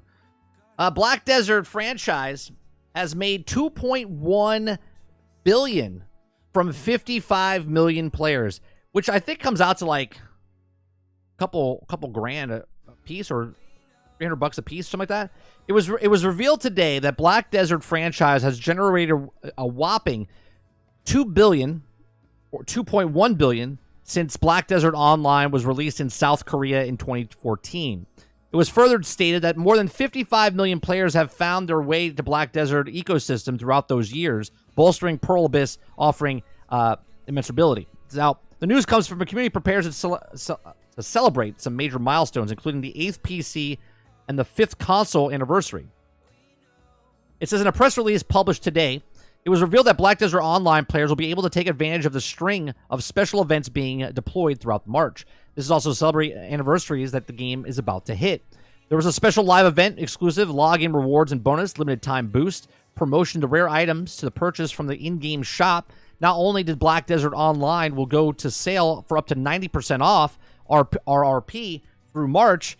In a statement, executive producer Black Desert, Kim spoke highly of the future of the game. He said, "Our dedicated focus in 2024 is to make Black Desert more streamlined, accessible, and engaging for every level of player. This 8-year anniversary signals our progress towards that goal, and we continue to achieve even more. Happy birthday, adventurers." Like many MMOs, Black Desert Online is a stalwart, dedicated community holding the game up on its shoulders. It's understandable proud of these milestones urge new players to take advantage of this discount and get involved in the game in March. They must have had a little dip, and they had to make an advertisement for it. Yeah, so $2.1 billion since 2014. So in 10 years, that's not bad, right? I didn't know it was 10 years. I thought it was just like in just from the title. I thought it was like just this last year. I was like, wow, that's crazy, right? But what do you got? 10 years, 2.1 billion. That's 2 million. That's 2 billion. 2.1 billion. That's an average of $210 million a year, right? $210 million a year. Not bad.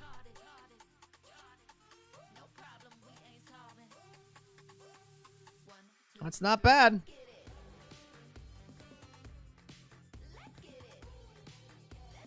I love Black Desert. It's pretty good for a game that you don't pay for a sub for. It's come a long way. Eclipse, do you play on a mobile phone or do you play on PC?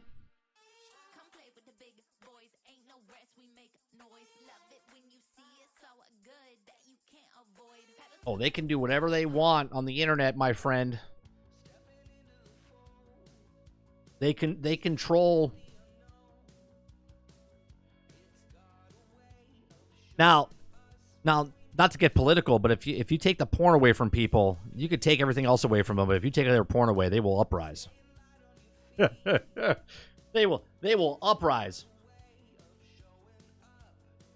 Been playing on PC. I bought it when it was like $50.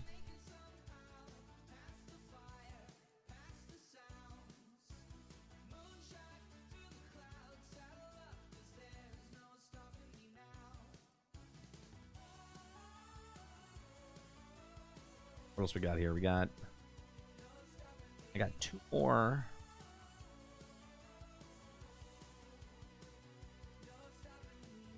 I played Black Desert Online. I think we played it about 2, maybe 3 years ago on stream. Community's awesome. I had so many people reach out to me to help me to figure out stuff and whatnot. And I was just like, I don't have the time to put it in. I just wanted to see what it was. The community was actually pretty nice.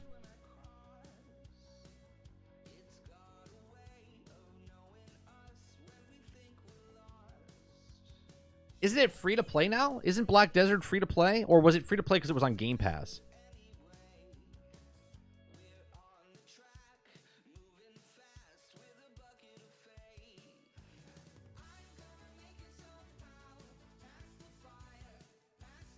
It's good. They've been also able to operate as long on that revenue. Right, because, well, you would think because they don't need to make all the money. They're making a pretty damn good living off of what they make. But at the same time, it is a good game, but a lot of people don't like it because of the microtransactions and whatnot. But when I played it, I was like, this is good. But what I didn't like about it, it played itself. Like, it just ran, killed the things, and then went back and did all the other things. It was like, I'm not even playing the game. It's on Game Pass. Is that some Twitch drops where they give away some where they give away the game? What's the new game they're coming out with? Oh, Crimson Desert. That's what it is, Salty. Yeah. That's the single-player game, right? That's the single-player game. That looks intense as well.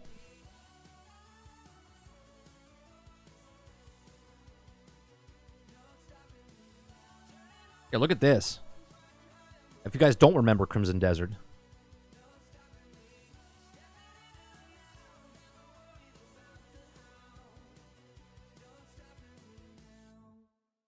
All right, this is Crimson Desert. Hold on, I gotta.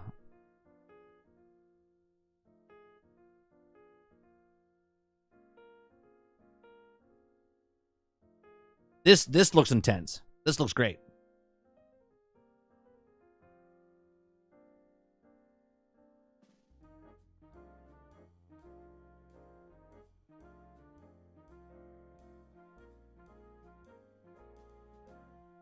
And this is going to be able to be played on a calculator. This is the graphics on a calculator. Just to let you guys know. It's the new market coming in. Calculator. Mobile So 2024. 2025 calculator.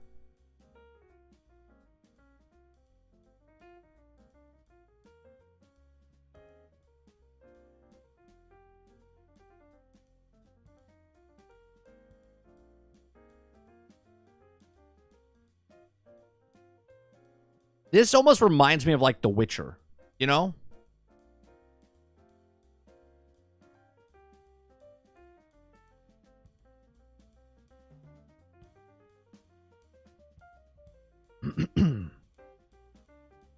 I can't wait for the videos.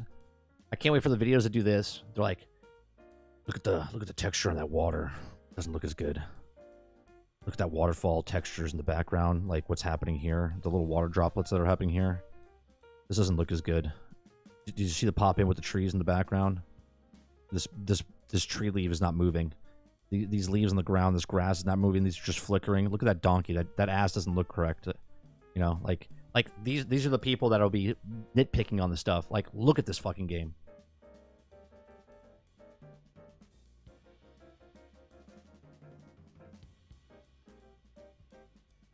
Oh, this is a single player game.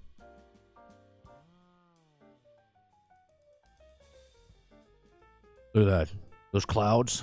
It's so unrealistic. How high are you? How high is he? Can he breathe right now? This game. I don't understand it. That's not how you climb trees.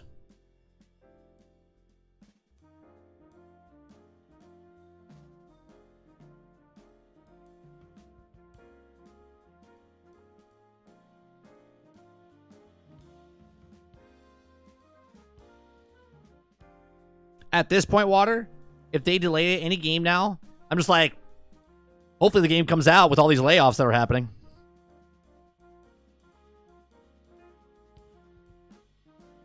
What? That was... I forgot about that. That was kick-ass right there. He jumps off. The horse dead. That horse is dead.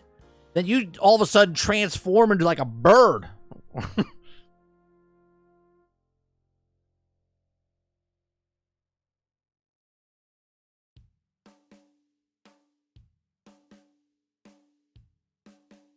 Can I just say,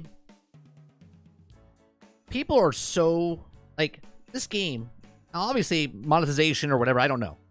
Just like visually what this game looks like, right?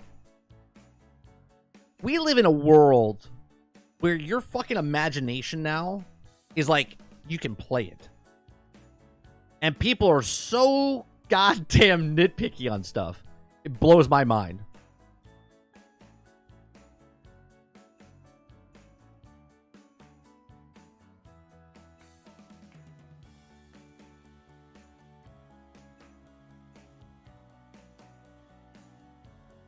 Like, look at this.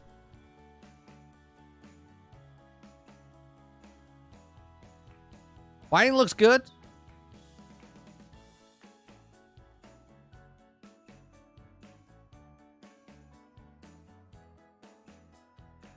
That horse just come out of nowhere again? He survived.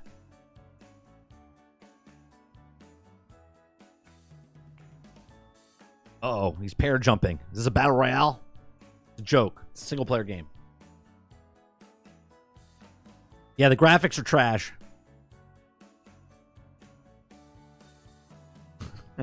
Yeah. So that's what Crimson Desert is. Looks amazing. Looks amazing. It's only on Netflix. Could you imagine? You're like, fuck. It's only on Netflix, and Netflix is raising their prices, so don't worry about it.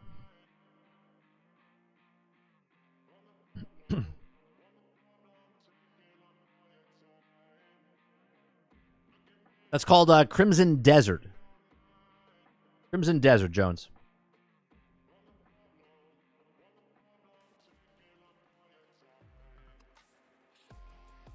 You sure this is a real game? Looks too good to be true. I mean, you can never trust anything you see on the internet. Maybe an AI robot made that in 30 seconds. I don't know, Argus. But if it's real or not, it looks interesting. It looks good. I'll be interested when it comes out.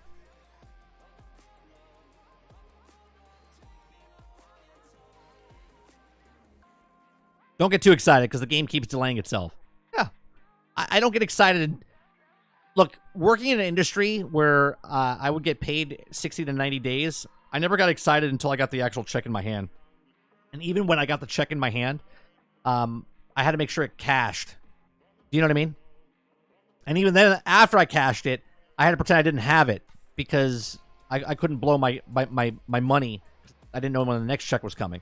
So I don't get excited until the physical thing that I like or is interested in is like on my computer, console, phone, and I'm actually playing going, this is amazing. Netflix goes up again. I'm stepping out. It's supposedly going up again. I just saw an article about it.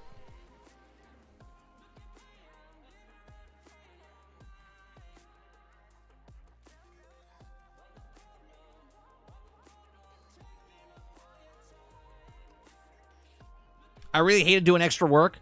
You don't get that check until 30 to 45 days after the job has been completed. Yeah, when you were an extra, you get paid like $250 a day or whatever, $250 a day, but you pretend you didn't even have that money. It's like a birthday money that you get down the road.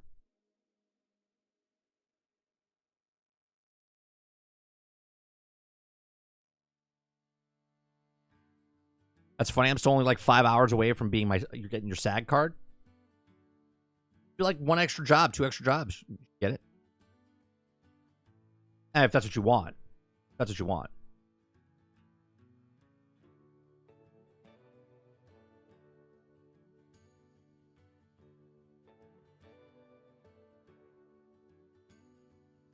All right, this next story, not really a story, but it's more of information. This is a hell of a title, though. Let me tell you, this title, I think they have to shrink it down just a little bit. Okay, they have to shrink it down just a tad. I don't know what this person's thinking in writing. Okay, look at this. Look at this. Look at this title. We have actual person with the title of Game Master. Single Helldivers 2 dev named Joel is pulling the strings in the Galactic War like it's all-powerful D&D Dungeon Masters. War will become more and more, right? Like, couldn't you just put Helldivers Dungeon Master is real, right? That's a heading. That's a headline. Okay, this is a paragraph. This is not the, but whatever. Helldivers 2 Galactic War is much more than a mission selector. In short time, players have become invested with the status of their favorite planets and reacted to the gains and losses of the sector liberation. Okay, the simultaneously conflict playing on both in-game and in social media has become an unexpected focal point in Helldivers' experience. Unexpected to the players that the developer of Arrowhead Game Studios' War product is carefully planning the storytelling by specific behind-the-scenes individual pulling the strings. What Arrowhead CEO Jonathan describes as a PC gamer as Helldivers 2 Dungeon Master. He says, quote, "We have an actual person with a job title of Game Master. He told PC Gamer in an interview today his name is Joel, and this takes his job very seriously." Okay. He continues on and says, "We have a lot of systems built into this game and where the Game Master has lots of control over to play the experience. It's something that we can continuously evolve based on what's happening in the game." Now, Jonathan continued, as part of the roadmap, there are things that we want to keep secret because we want to surprise and delight. Now, this is awesome to hear because when I was on the other podcast talking about Helldivers, I said, I don't want a roadmap. I want them to experience the roadmap as make it part of the game. And this is what it just says there. Keep it a secret because we wanted to surprise and delight. Now, Jonathan also just says that the Dungeons & Dragons is a major inspiration for Arrowhead. The studio aims to replicate, collaborate, and reactivate storytelling on the tabletop gaming in Helldivers 2, acknowledging the difference between designing and campaign for a small party versus millions of players. He says, quote, "In the same format, when you build it for millions of players, it's just that you can't get personal with every individual, but you can still do the same thing in twists and turns." Okay, those twists and turns is explained by Arrowhead prior to Helldivers 2 release. can be granular, is giving a specific player access to a special stratagems mid-mission to spice things up. This actually has happened to me. I never even realized. I was like, why did I get that? Okay. But it also extends to a larger narrative events in the Galactic War. We got our first taste of the events a week after launch when the offensive campaign against the Terminates interrupted by the automatons, okay, on the opposite end of the galaxy. Now, Arrowhead says its predictions about how the war will play out was also devised set pieces that thinks that it'd be significant, but the true tabletop fashion, and the story will change based on the player's behavior, which is actually really freaking cool if you think about it. Okay, this is why people like playing D&D, because based on what you're doing, the story changes because of your dungeon master, right?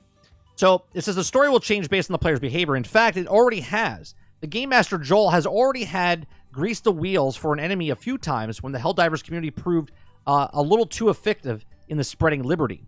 He says, quote, there have been some sudden moments where maybe the planet was too easy or it was also too hard, and Joel has to get up in the middle of the night and give the automatons a bit of reinforcement so the players don't take the planet too quickly. Okay? Another moment is improvisation. He managed the liberty of first batch of Terminate planets faster than Arrowhead expected. Okay? Unplanned day, nothing happened before the automatons invasion was to begin. So Joel, in his infinite wisdom, decided what happens when a faction wins a portion of the war. Well, they mine everything. That's where the incinerating mines segments came from. Players might remember this for 24-hour period, where the also incendiary mines stratagems was available for free to all missions, a cheeky, vague moment to pay off. See, that's cool. I think that's interesting that they did that as well. If your YouTube is doing in and out, just refresh. That's a YouTube thing. I don't know why. He says also the team is also paying attention to the unexpected attachment players have deployed with individual planets, like how the legendary Creek, aka Robot Vietnam planet, recently fell into automation control. Players are mourning the loss of both because of the story significance and the fact that the planet is now inaccessible.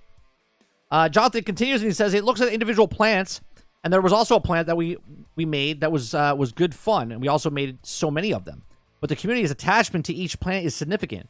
So one of the things that is looking intentional is to how they reconsider these planets to become more character going forward. So Jonathan also back and forth relationship with the players is also grounded in the studio's general philosophy of the players giving feedback and developers listen, which for him dates back to the times of Quake and Half-Life Modern. Continues, it says you like the really good connection between developing a game, releasing a new updates, playtesting it with a very tight-knit group, and then deploying that large audience, Jonathan said. He continues by saying, but it continues to improve the continuous development, and just being able to surprise people and get the intimate feedback from that is appreciating the content we're putting up. And as soon as it's stable to me, it's also now in the game as something that should be development together with the community. I think it's awesome that this game they can do things on the fly and make you feel like you're part of it, right? So that's a very hard balance to do, where you're trying to make people, where if you're like a level 5 or you're a level 50, you're the same, right? I can call in a weapon for you that you don't have anything unlocked, and then 4 minutes later I can call in another one for me to use, right? And it makes it fun. Like each moment, if you guys watch the clip that I put, or not a clip, but the whole video of our run. Okay, the other night I was by myself with the group, but I went off on my own. I was with Argus and Akuta Papa, and all of a sudden I started getting attacked by so many bugs. And I was literally running around for 25 minutes, just running around with my head chopped off, trying to survive. And it felt like my own action film. It felt like my own thing. But yet I was in the game with other people, and I ran over to them, and they started helping me. And this game does such a good job of making you feel like you're the main protagonist in this story, right? And at the same time, you can then join forces with other people. If you're solo, you can call in reinforcements, and a stranger comes out of nowhere and then slams on the ground, and then all of a sudden, turns the tides of the battle. It's amazing how something so simplistic can be so complicated and also so refreshing, the way that they've done this game. So I'm looking forward to see more things. Now, if you guys didn't see this, I'm going to show you the, where is it? Helldivers 2. They posted a video Where did I post it? You guys started posting things.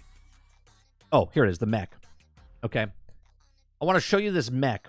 Okay. This is the leaked footage of someone getting in the mech.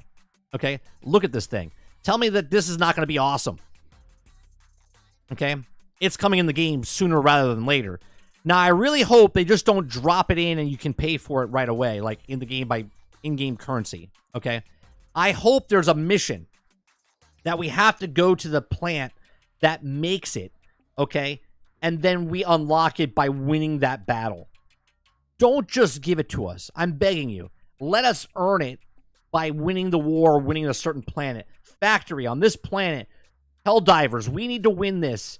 If we win this, we get a mech. Everyone and their mother would go play that mission because they want this mech. They want the carrot on the stick, and right now, this is the carrot. Okay?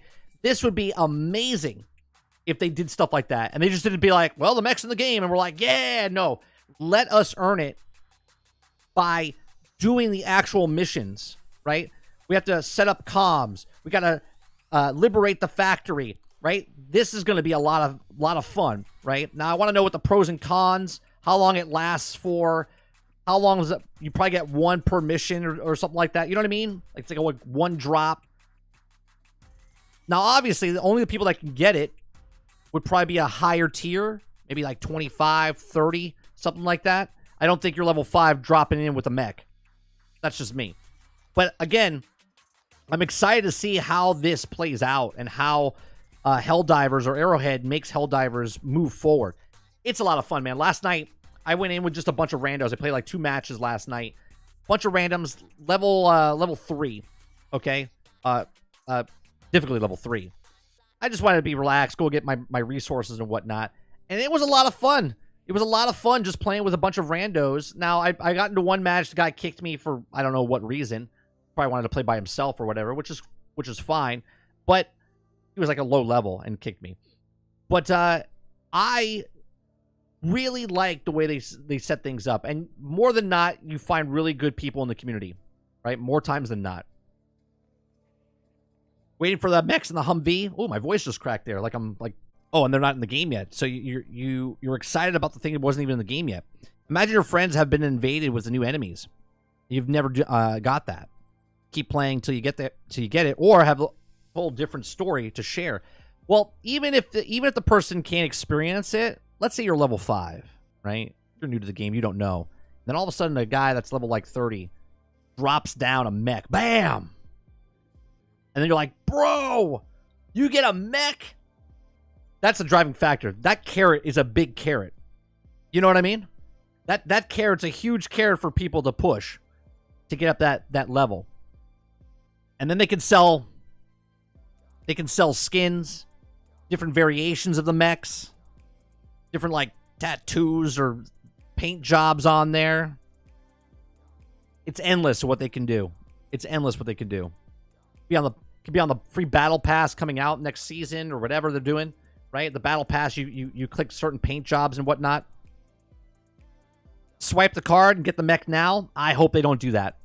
I hope they don't do that, Jones. But you could be right.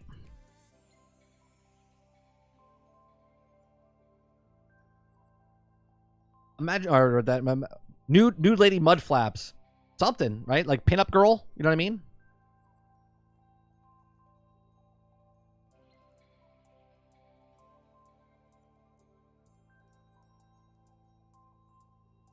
Yeah, I'm excited. I'm excited for what Helldivers is bringing. Again, what they're doing with the live service aspect can be done in that game, but can't be done in other games just because of the way the story is as a war.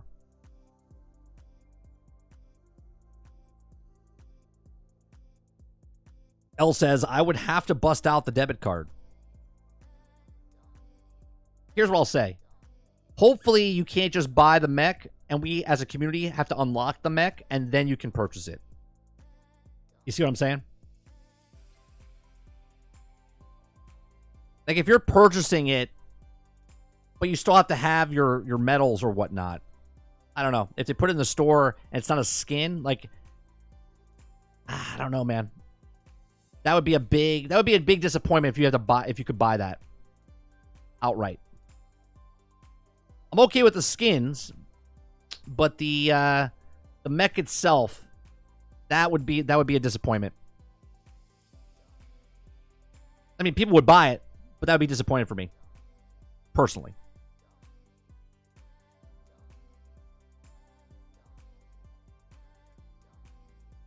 If we played all of us in the same house, it was like the old Halo LAN party. Yeah?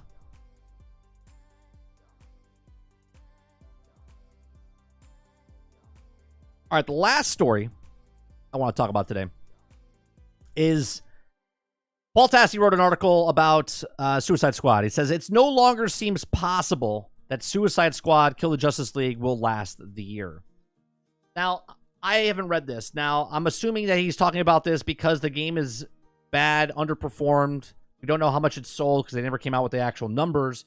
But he's talking about it because of all these layoffs and stuff that are happening. Everyone's assuming that Rocksteady is going to take some layoffs too because WB is going to cut the losses. I don't know if they're going to do that. I don't know if they're going to do that. Okay? Especially since WB said that they're moving forward. They want to make more live service games. And this one just didn't hit the mark. So do they just cancel it and just scrap it? Or do they adjust as they go? I don't know. I'm from the thing where it's a comic book. And I would pay for other comic book issues in the game. Right? Like stories. But I get a lot of people don't want to do that. But when they came out and said that everything's free, I was worried. And that's why I said I'm just playing the single-player game, and anything else after that is just bonus. So I already got my hours worth. If I never touch the game again, it is what it is.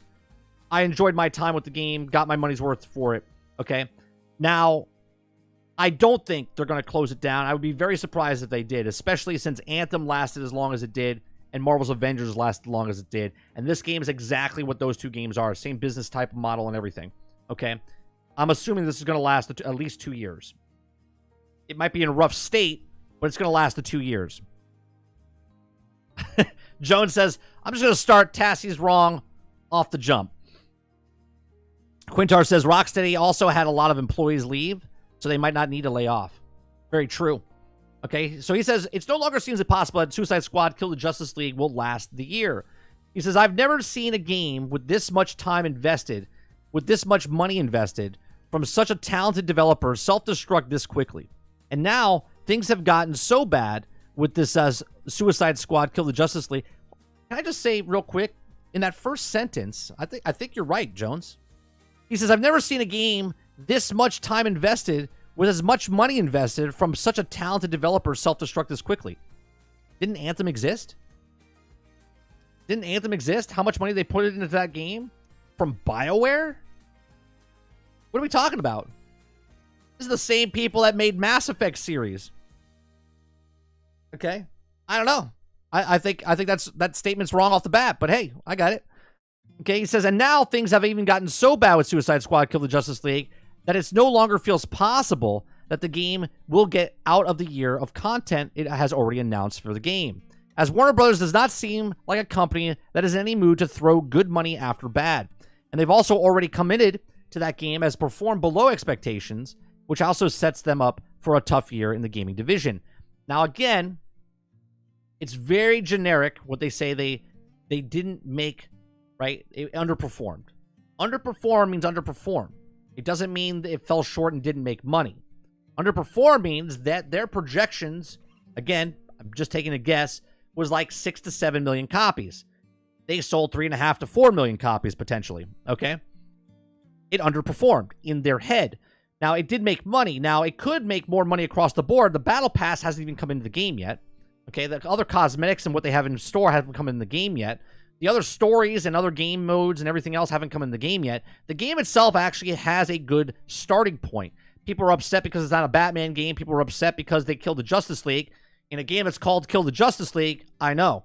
Okay? But I digress. Okay?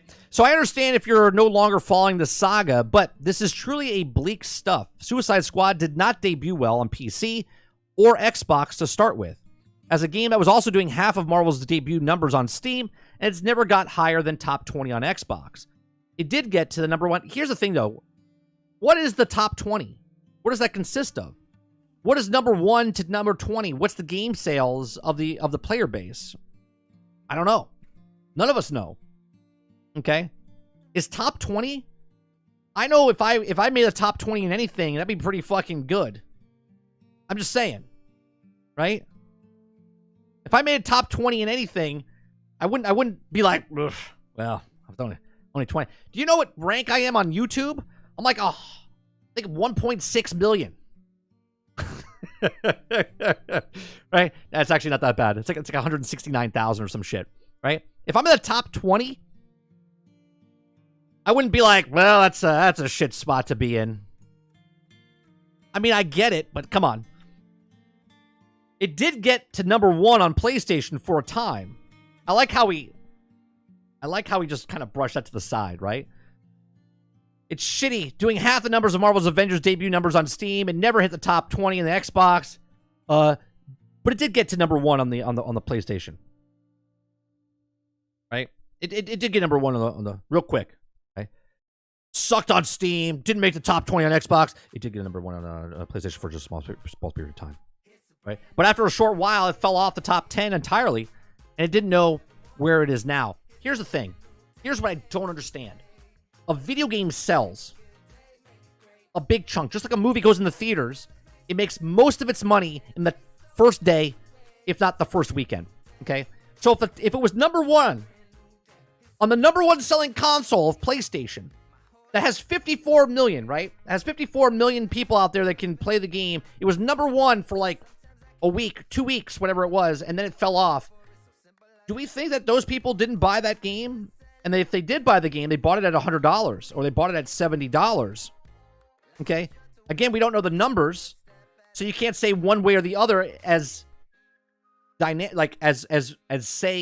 fact. We don't know what it is. We know it underperformed, but we know it was number 1 on PlayStation, the top selling console that was out there. I'm just saying. Okay.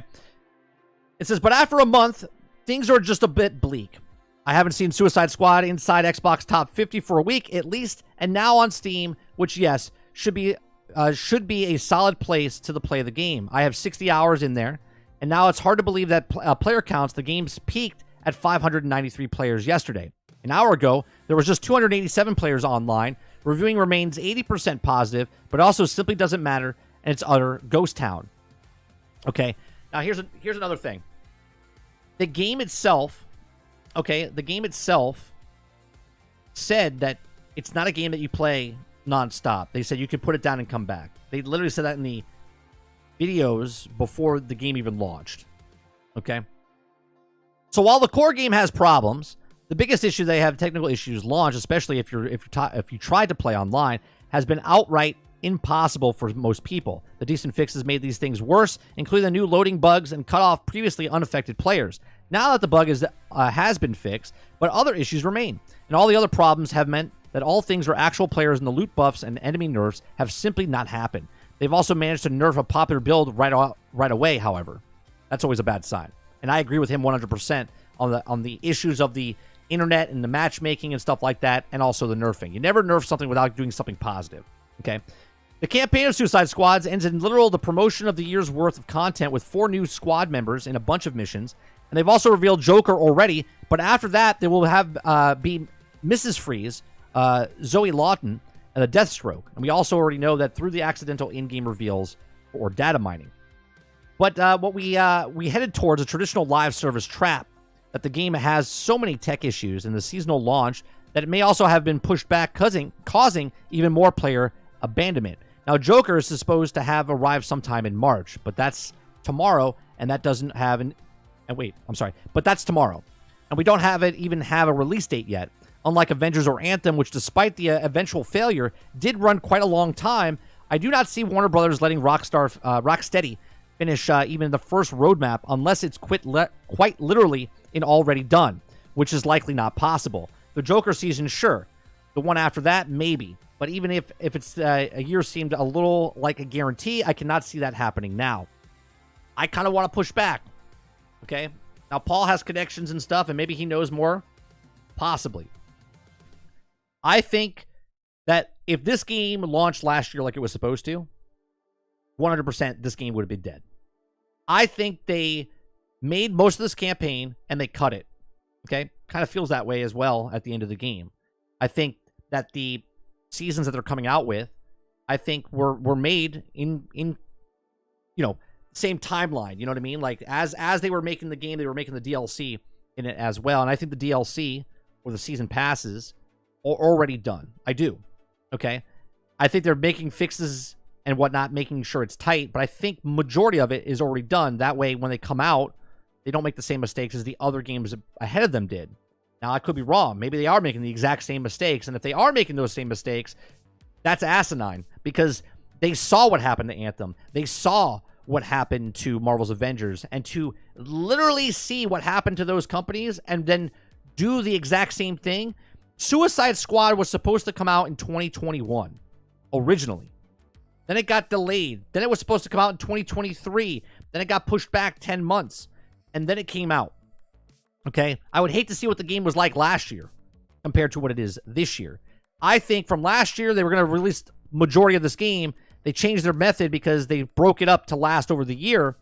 And I think most of the stuff is done. And I think because of that, it will last the time frame. But we'll see who's right or wrong, and only time will tell. There's also an issue in monetization. This is a similar but also unlike Redfall, which promised to have 2 characters in every that it's never delivered. But the problem here is being an actual solid of those characters ahead of time, or sold these characters ahead of time. Suicide Squad, meanwhile, like Avengers, will offer its season of characters for free, selling only cosmetics. Good for players, I suppose, but bad for the idea that it can also generate significant revenue for its live content. And this is where I agree with Paul. I don't think they should have made it free. I think you should have paid. Character could be free, but the content, the story content, could have been like a $10, $15, $20 DLC. Okay? He says, I did not like Suicide Squad much at launch. I still think it's full of massive problems, but I did enjoy making builds in the moment-to-moment gameplay over time. I would like more characters, more missions, and of course correction from what's gone wrong. But the game is performing badly at the level rarely seen, and it does not at all seem like it's going to go to work. And I fear about the future layoffs of Rocksteady given recent industry trends, and now it's poorly that this has gone. It's a brutal saga, and it may not be about. It may be about to get worse. Okay, so see, he is. I mean, he's following the dots, right? He's following the breadcrumbs. A lot of stuff is going on in the game industry right now where people are losing their jobs and no one's really safe. Even if you make a game like Spider-Man 2, there's people losing their jobs with Insomniac Games, and now they're saying that Rocksteady might be on the chopping block as well.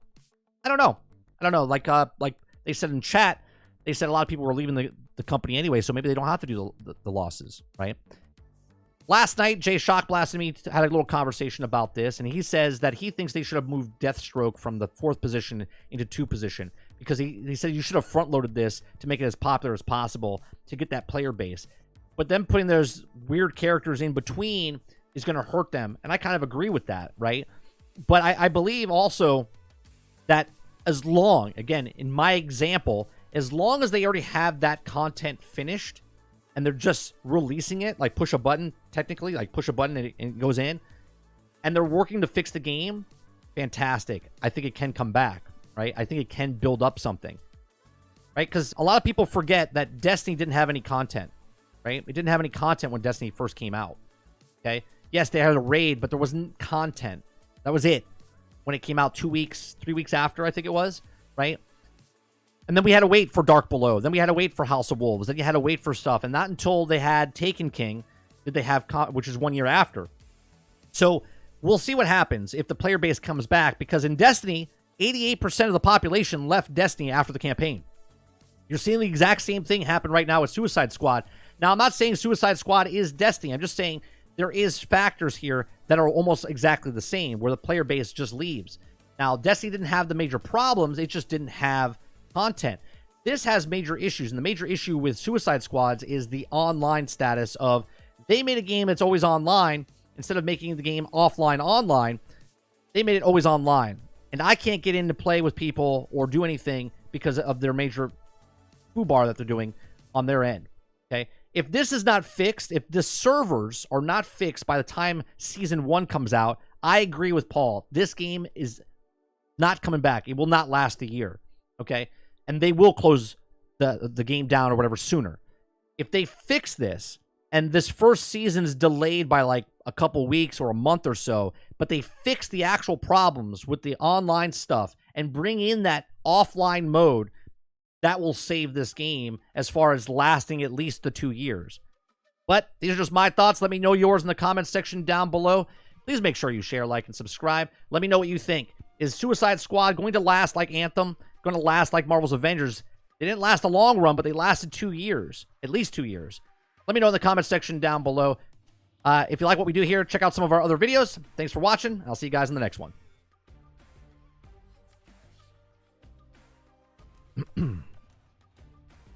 All right, let me see what you guys are saying here.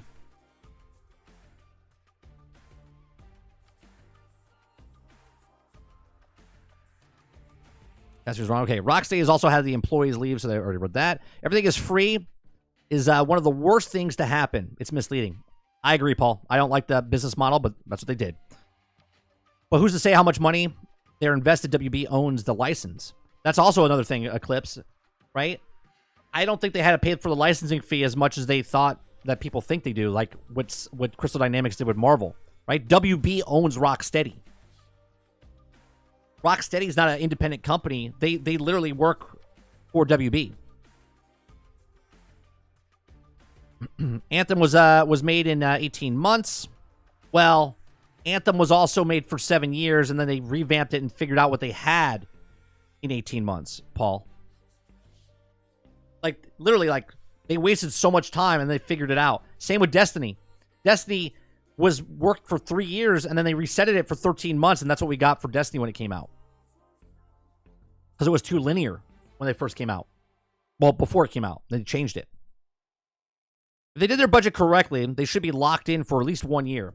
See if they get enough microtransactions to continue development for year 2. Exactly, Jones, and that's the way I look at it. I think they budgeted and made the stuff that they made. Like, all the stuff that we see for the season has already been budgeted and made for, paid for. And they want to make sure that gets out so they can at least recoup something. As a business, it would be stupid to just cut your costs. Okay? They have other games coming out this year, right? They just came out with a DLC. I don't know if you pay for it or not in Mortal Kombat, but they also have the WB Multiverses coming out, right? That also covers costs for other games, right? Also, Hogwarts Legacy is still selling. They have an update coming out. So more people are going to buy Hogwarts Legacy again when it comes out. Right? Hogwarts Legacy sold 2 million copies in January. And Suicide Squad was ahead of them by 3 spots. Hogwarts Legacy sold 2 million copies, okay, in January. And Suicide Squad was 3 spots higher than them. So I still stick by they sold 3.5 to 4 million copies. Because they were third on the list. Stealth says it's just Scoop. Saber Interactive, developer on Star Wars Knights of the Old Republic remake, will leave Embracer in a $500 million deal to become a privately owned company. Interesting. The biggest move yet. Embracer's ongoing cost-cutting. So wait a minute. Let me read that again. Saber Interactive, developer of Star Wars Knights of the Old Republic remake, will leave Embracer in a $500 million deal to become privately owned. Interesting.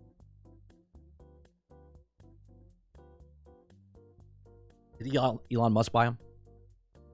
Also, refunds also? Oh, a lot of refunds also. Exactly. People forgot about the part that they said they didn't want people to invest too much time into the game, and they wanted them to come back when the season is dropped. I have 100 hours in the game. Same with me. I have over 100 hours. Deathstroke should have been either character 2 or 3. I agree. Me and Shock, Jay Shockblast said it last night. Destiny also had a $500 million investment. That's a $500 million investment over the course of the time, right? So it wasn't just like $500 million like 1 year or anything like that. It was across the contract that they had. Yeah, fix the servers, make it for people that can log in, all the stuff, and it's happening. It needs to be fixed ASAP. Yeah, if they don't fix that, they're dead. Do we know the budget? We don't, but we did have a glimpse of what they were going to pay. Microsoft was going to pay them to put it day and date on Game Pass, and that number was $250 million. Okay? So, I don't know what that means. Like, I don't know if that's covering a portion of the cost, or if that's covering the entire whole fucking thing. In the leaked documents, it showed that Suicide Squad was going to be offered $250 million to be on Game Pass day and date. Obviously, that didn't happen. Okay? But in my head, the $250 million covers the cost of about 3.5 to 4 million copies as well. Okay? So they didn't get that. So it's like, now, do they feel like they got their money back? I would assume that this game probably cost anywhere between 150 to 250 mil.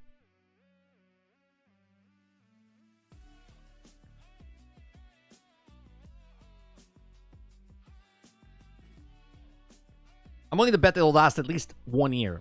I think they'll last a little longer than 1 year. I think they will last the 2 years, regardless if it sells good or not. Because right now, if no one buys the game, and all of a sudden now Season 1 comes out, a couple people buy the game, maybe it's on sale for $50. Then someone buys it in Season 2, and someone buys the game for $40. You know, people buy it for cheaper. And then all of a sudden it starts to pick up, hey, this is actually pretty good for this price, right? It's pretty good for $40.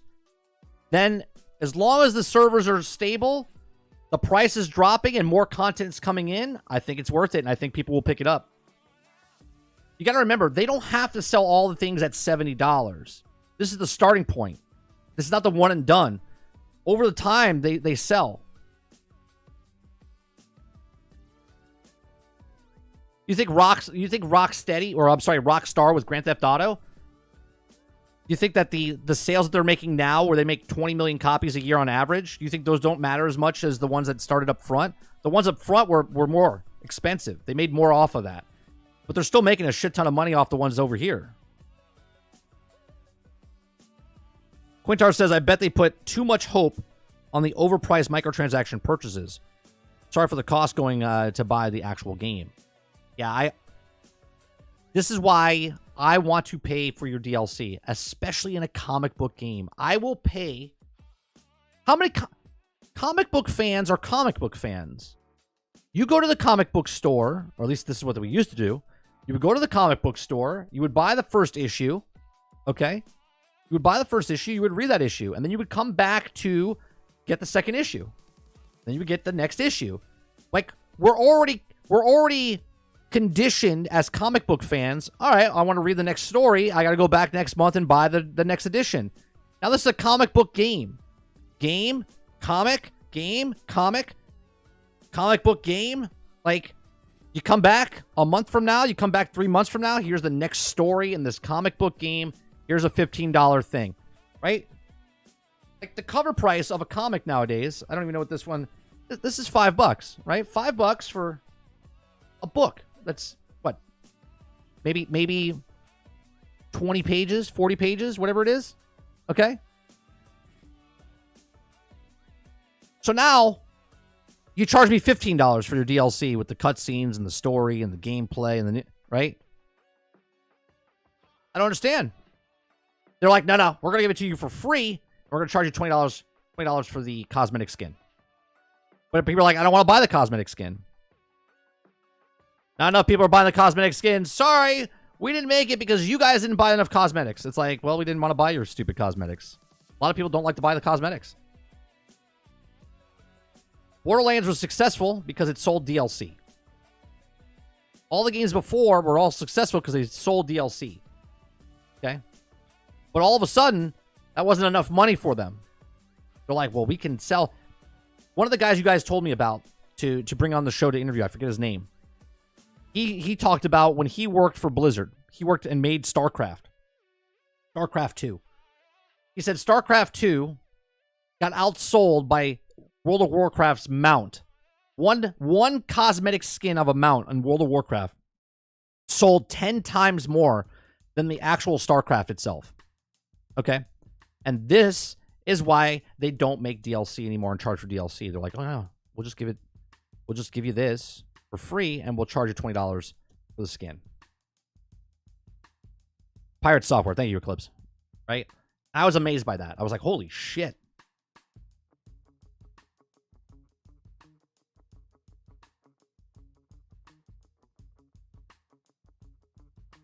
Could you imagine busting your ass for 3 years, 4 years, 5 years, 6 years?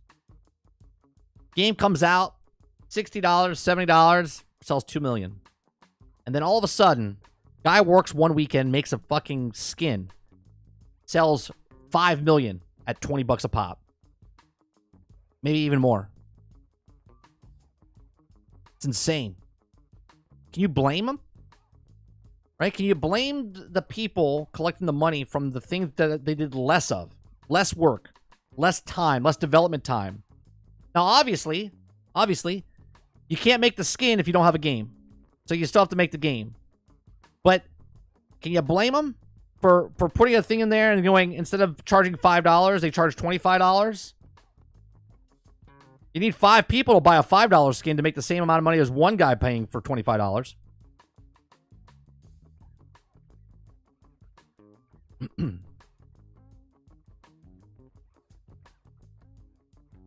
You have a clock somewhere? It's the music.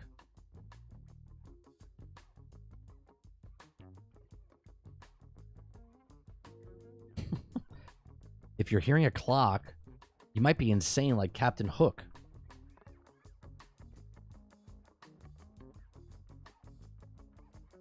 Shmee? I hear the clock again.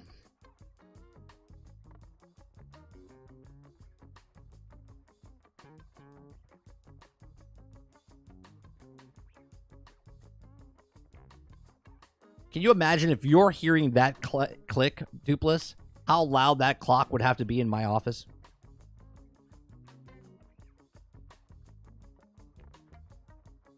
Like, I have a noise gate on this thing. That like dong, dong. Like I can't hear you.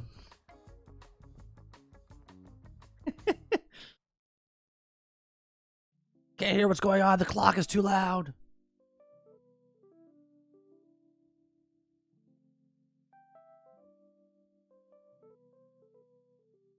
That's a lot of stories this morning. A lot of stories this morning.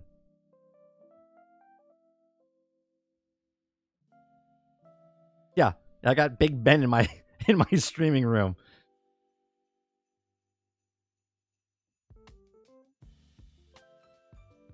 Saber Interactive, developer of Star Wars Knights of the Old Republic, Stealth already put this in there. The biggest move yet in Bracer's ongoing cost-cutting initiative. I'm gonna have to put this, talk about this tonight on GXG.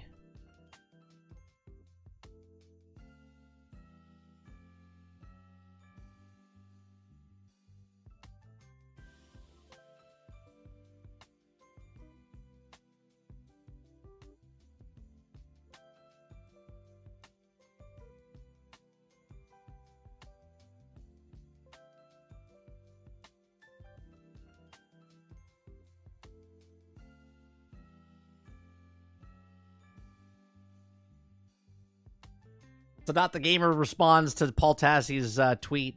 He says 6 seasons in a movie. I kind of agree with him. I kind of agree. I think it's going to last at least 2 years. I don't know about the movie, but they're definitely getting 6 seasons.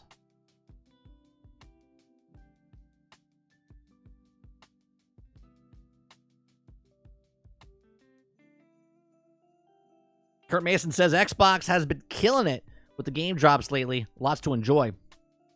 Kuda Papa says 30 watch Microsoft buy Saber and then make KOTOR exclusive for the like the original. That would be funny.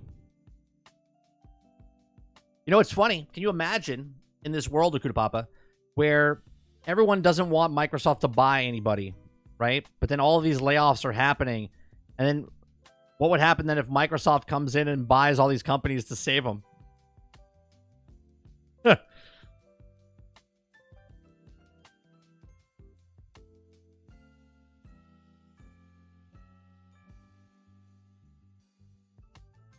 Uh-oh, Helldivers. I think we're going to have a bug infestation soon. It says, I don't know if this is just trying to get people to play, but it says the Bile Titan is big, angry, and capable of wiping out the entire squad. Helldivers report in. What's the best way to eliminate them? So apparently there's something going. Maybe the Dungeon Masters adjusted some stuff.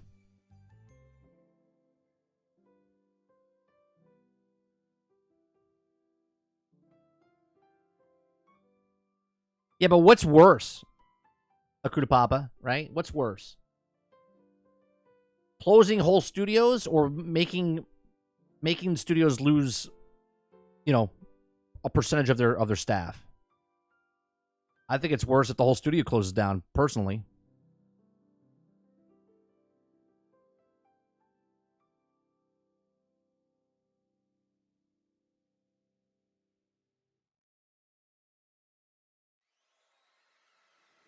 If they make a movie of Kill the Justice League, can you imagine the meltdown of all those haters?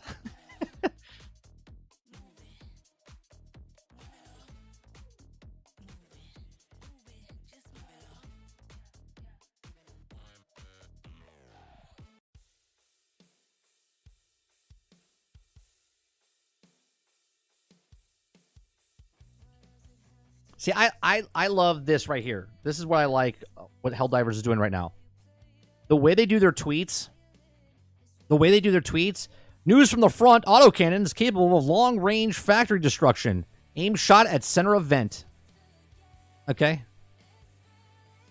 Right? They're talking about stuff, and they're talking about it like it's in the world of Helldivers.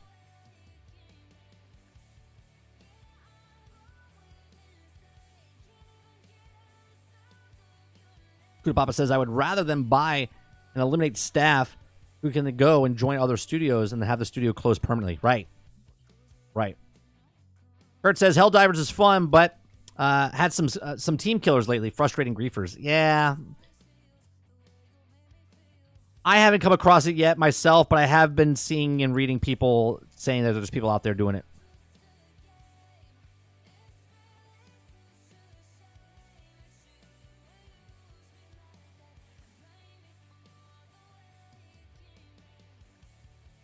Okay, I saw the picture of Carnage in a hot tub, and not only is he in a hot tub, but he's got Zeke with him.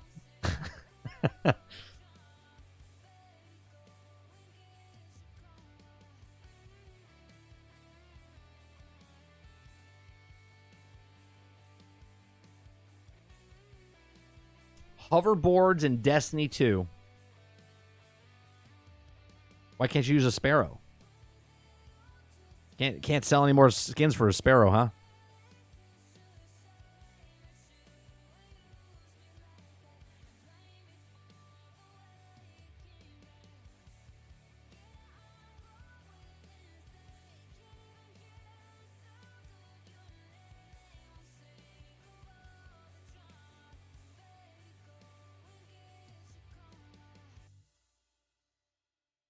Trying to see what else is going on here. A lot of people talking about the Embracer thing. Destiny hoverboards.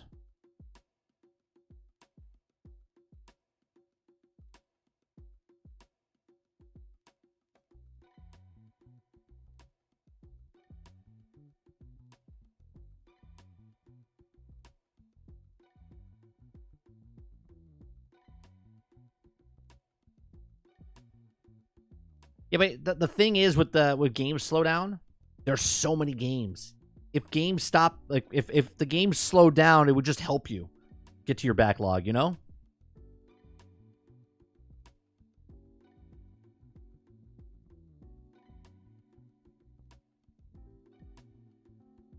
Wait, is that real for Destiny? Yes.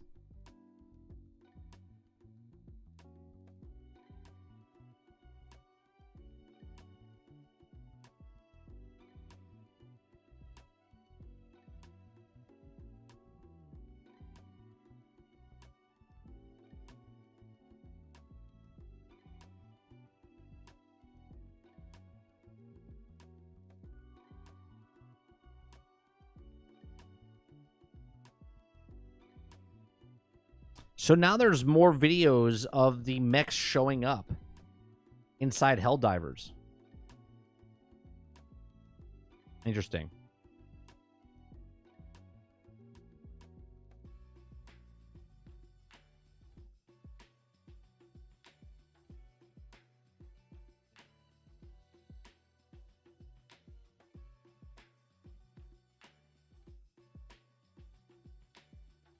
Working on your Elden Ring backlog while playing Helldivers 2.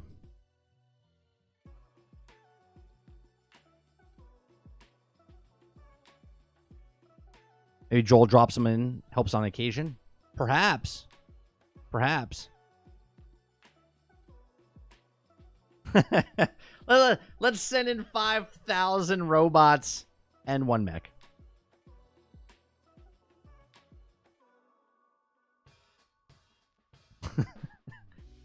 That would be badass, though. Do you know what I want? This is what I want. I think Helldivers can make 2 good changes. Now, obviously, it changes the gameplay just a little bit.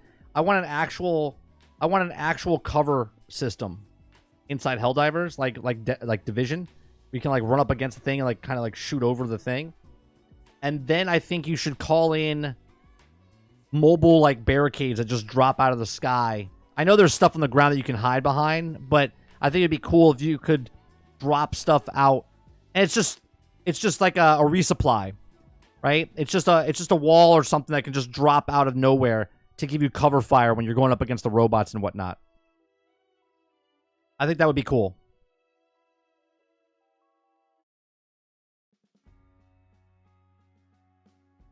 I know you have a shield and stuff like that, but I just feel like they could do something else.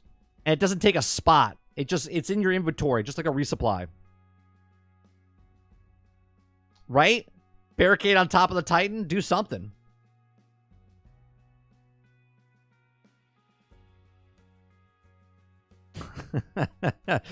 Fuck you, Joel.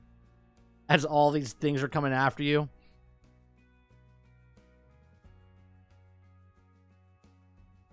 Yeah, you wouldn't really need it with the bugs. Because the bugs move on you pretty fast. I mean, don't get me wrong, the robots have guys that jetpack to you and stuff like that. They get there fast. But I think it would be interesting if they gave you something.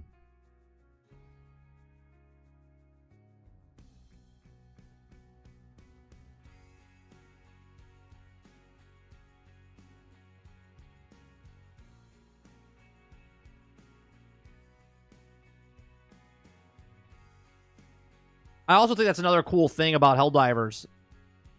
Like, any day, they can just drop something new in there. It doesn't have to be like, it's Tuesday. Do you know what I mean? They can just drop something in. They don't have to wait for, like, a certain day.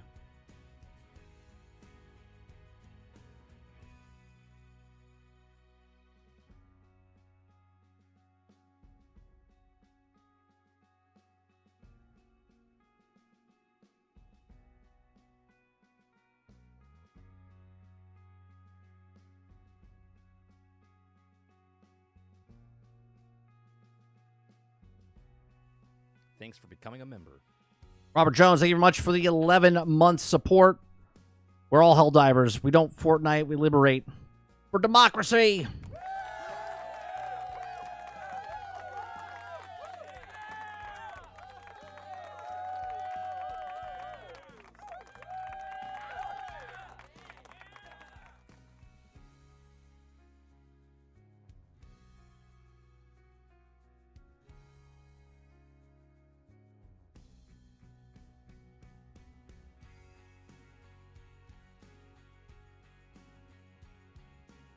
Super Earth High Command. You know what would be pretty cool? I kind of want to see them attack Super Earth. They said that Super Earth and Mars are game to fight on. It'd be pretty cool. I kind of want to see cities. Like, think about this. Let me just paint you a picture real fast. Okay? Imagine going on a populated planet where actual civilians and stuff are. And it's not just like one shack here and a little base here. You're actually in a metropolis type of setting, like an actual city, and fully destructible environment and stuff like that. That would be cool. That would be really cool.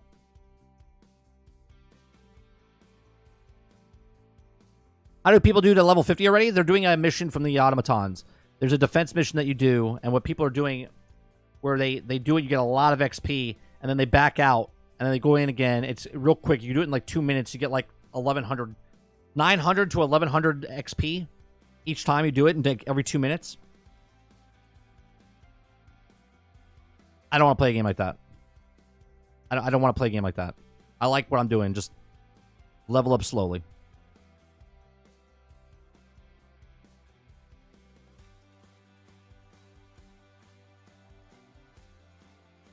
Earth Defense Force, but cool. Yeah. It would be awesome.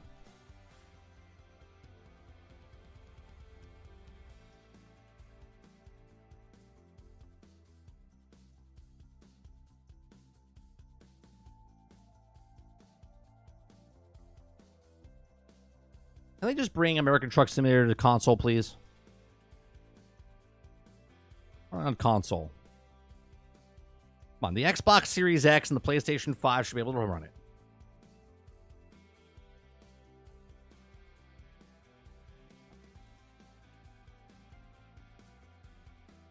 Oh, is that real, Akuta Papa? Ministry of Truth mechs have been granted to our Helldivers for their courageous attack to just cheer because we have authorized the use of hell nukes, our newest. Is that a thing? Is that a thing? Or you just made that up?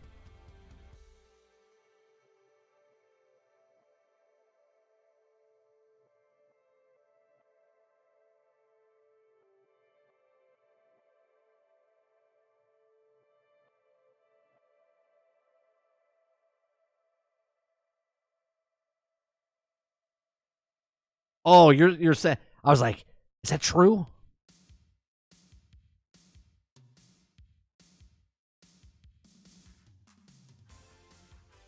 Because everyone's running with playable mechs, playable mechs, playable mechs.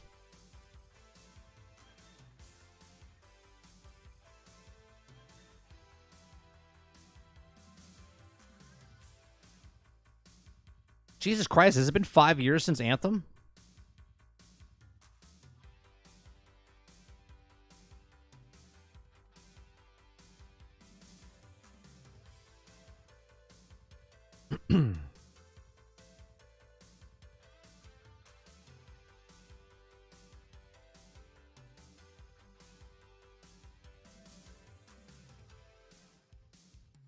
All right. My wife just texted me. I got to go. So, we will be back tonight for Generation X Gaming, the weekly podcast that goes over a few of the top stories from the past week, and we rant along the way. Make sure you guys check out the podcast that we did last night with Jay Shockblast. He's the latest guest on the podcast. It's about 2 hours long. Go check that out. Give it a thumbs up. Do your things across the board on our channel if you like what we do here. Make sure you hit that like button. Make sure you hit the subscribe button if you like to go above and beyond. We appreciate you very much. You can become a member as little as $5. We'll be back tonight with me and Sarge in Generation X Gaming. And I've uploaded all the audio formats of it. So as of today, as of right now, as of midnight last night, all 12 episodes that I was missing from the audio formats are now on audio format. So you can listen to it on iTunes, Google Play, Spotify, Anchor.fm. Anywhere else a podcast is listened, you can go check those out over on the audio formats. And there's also video there as well on Spotify.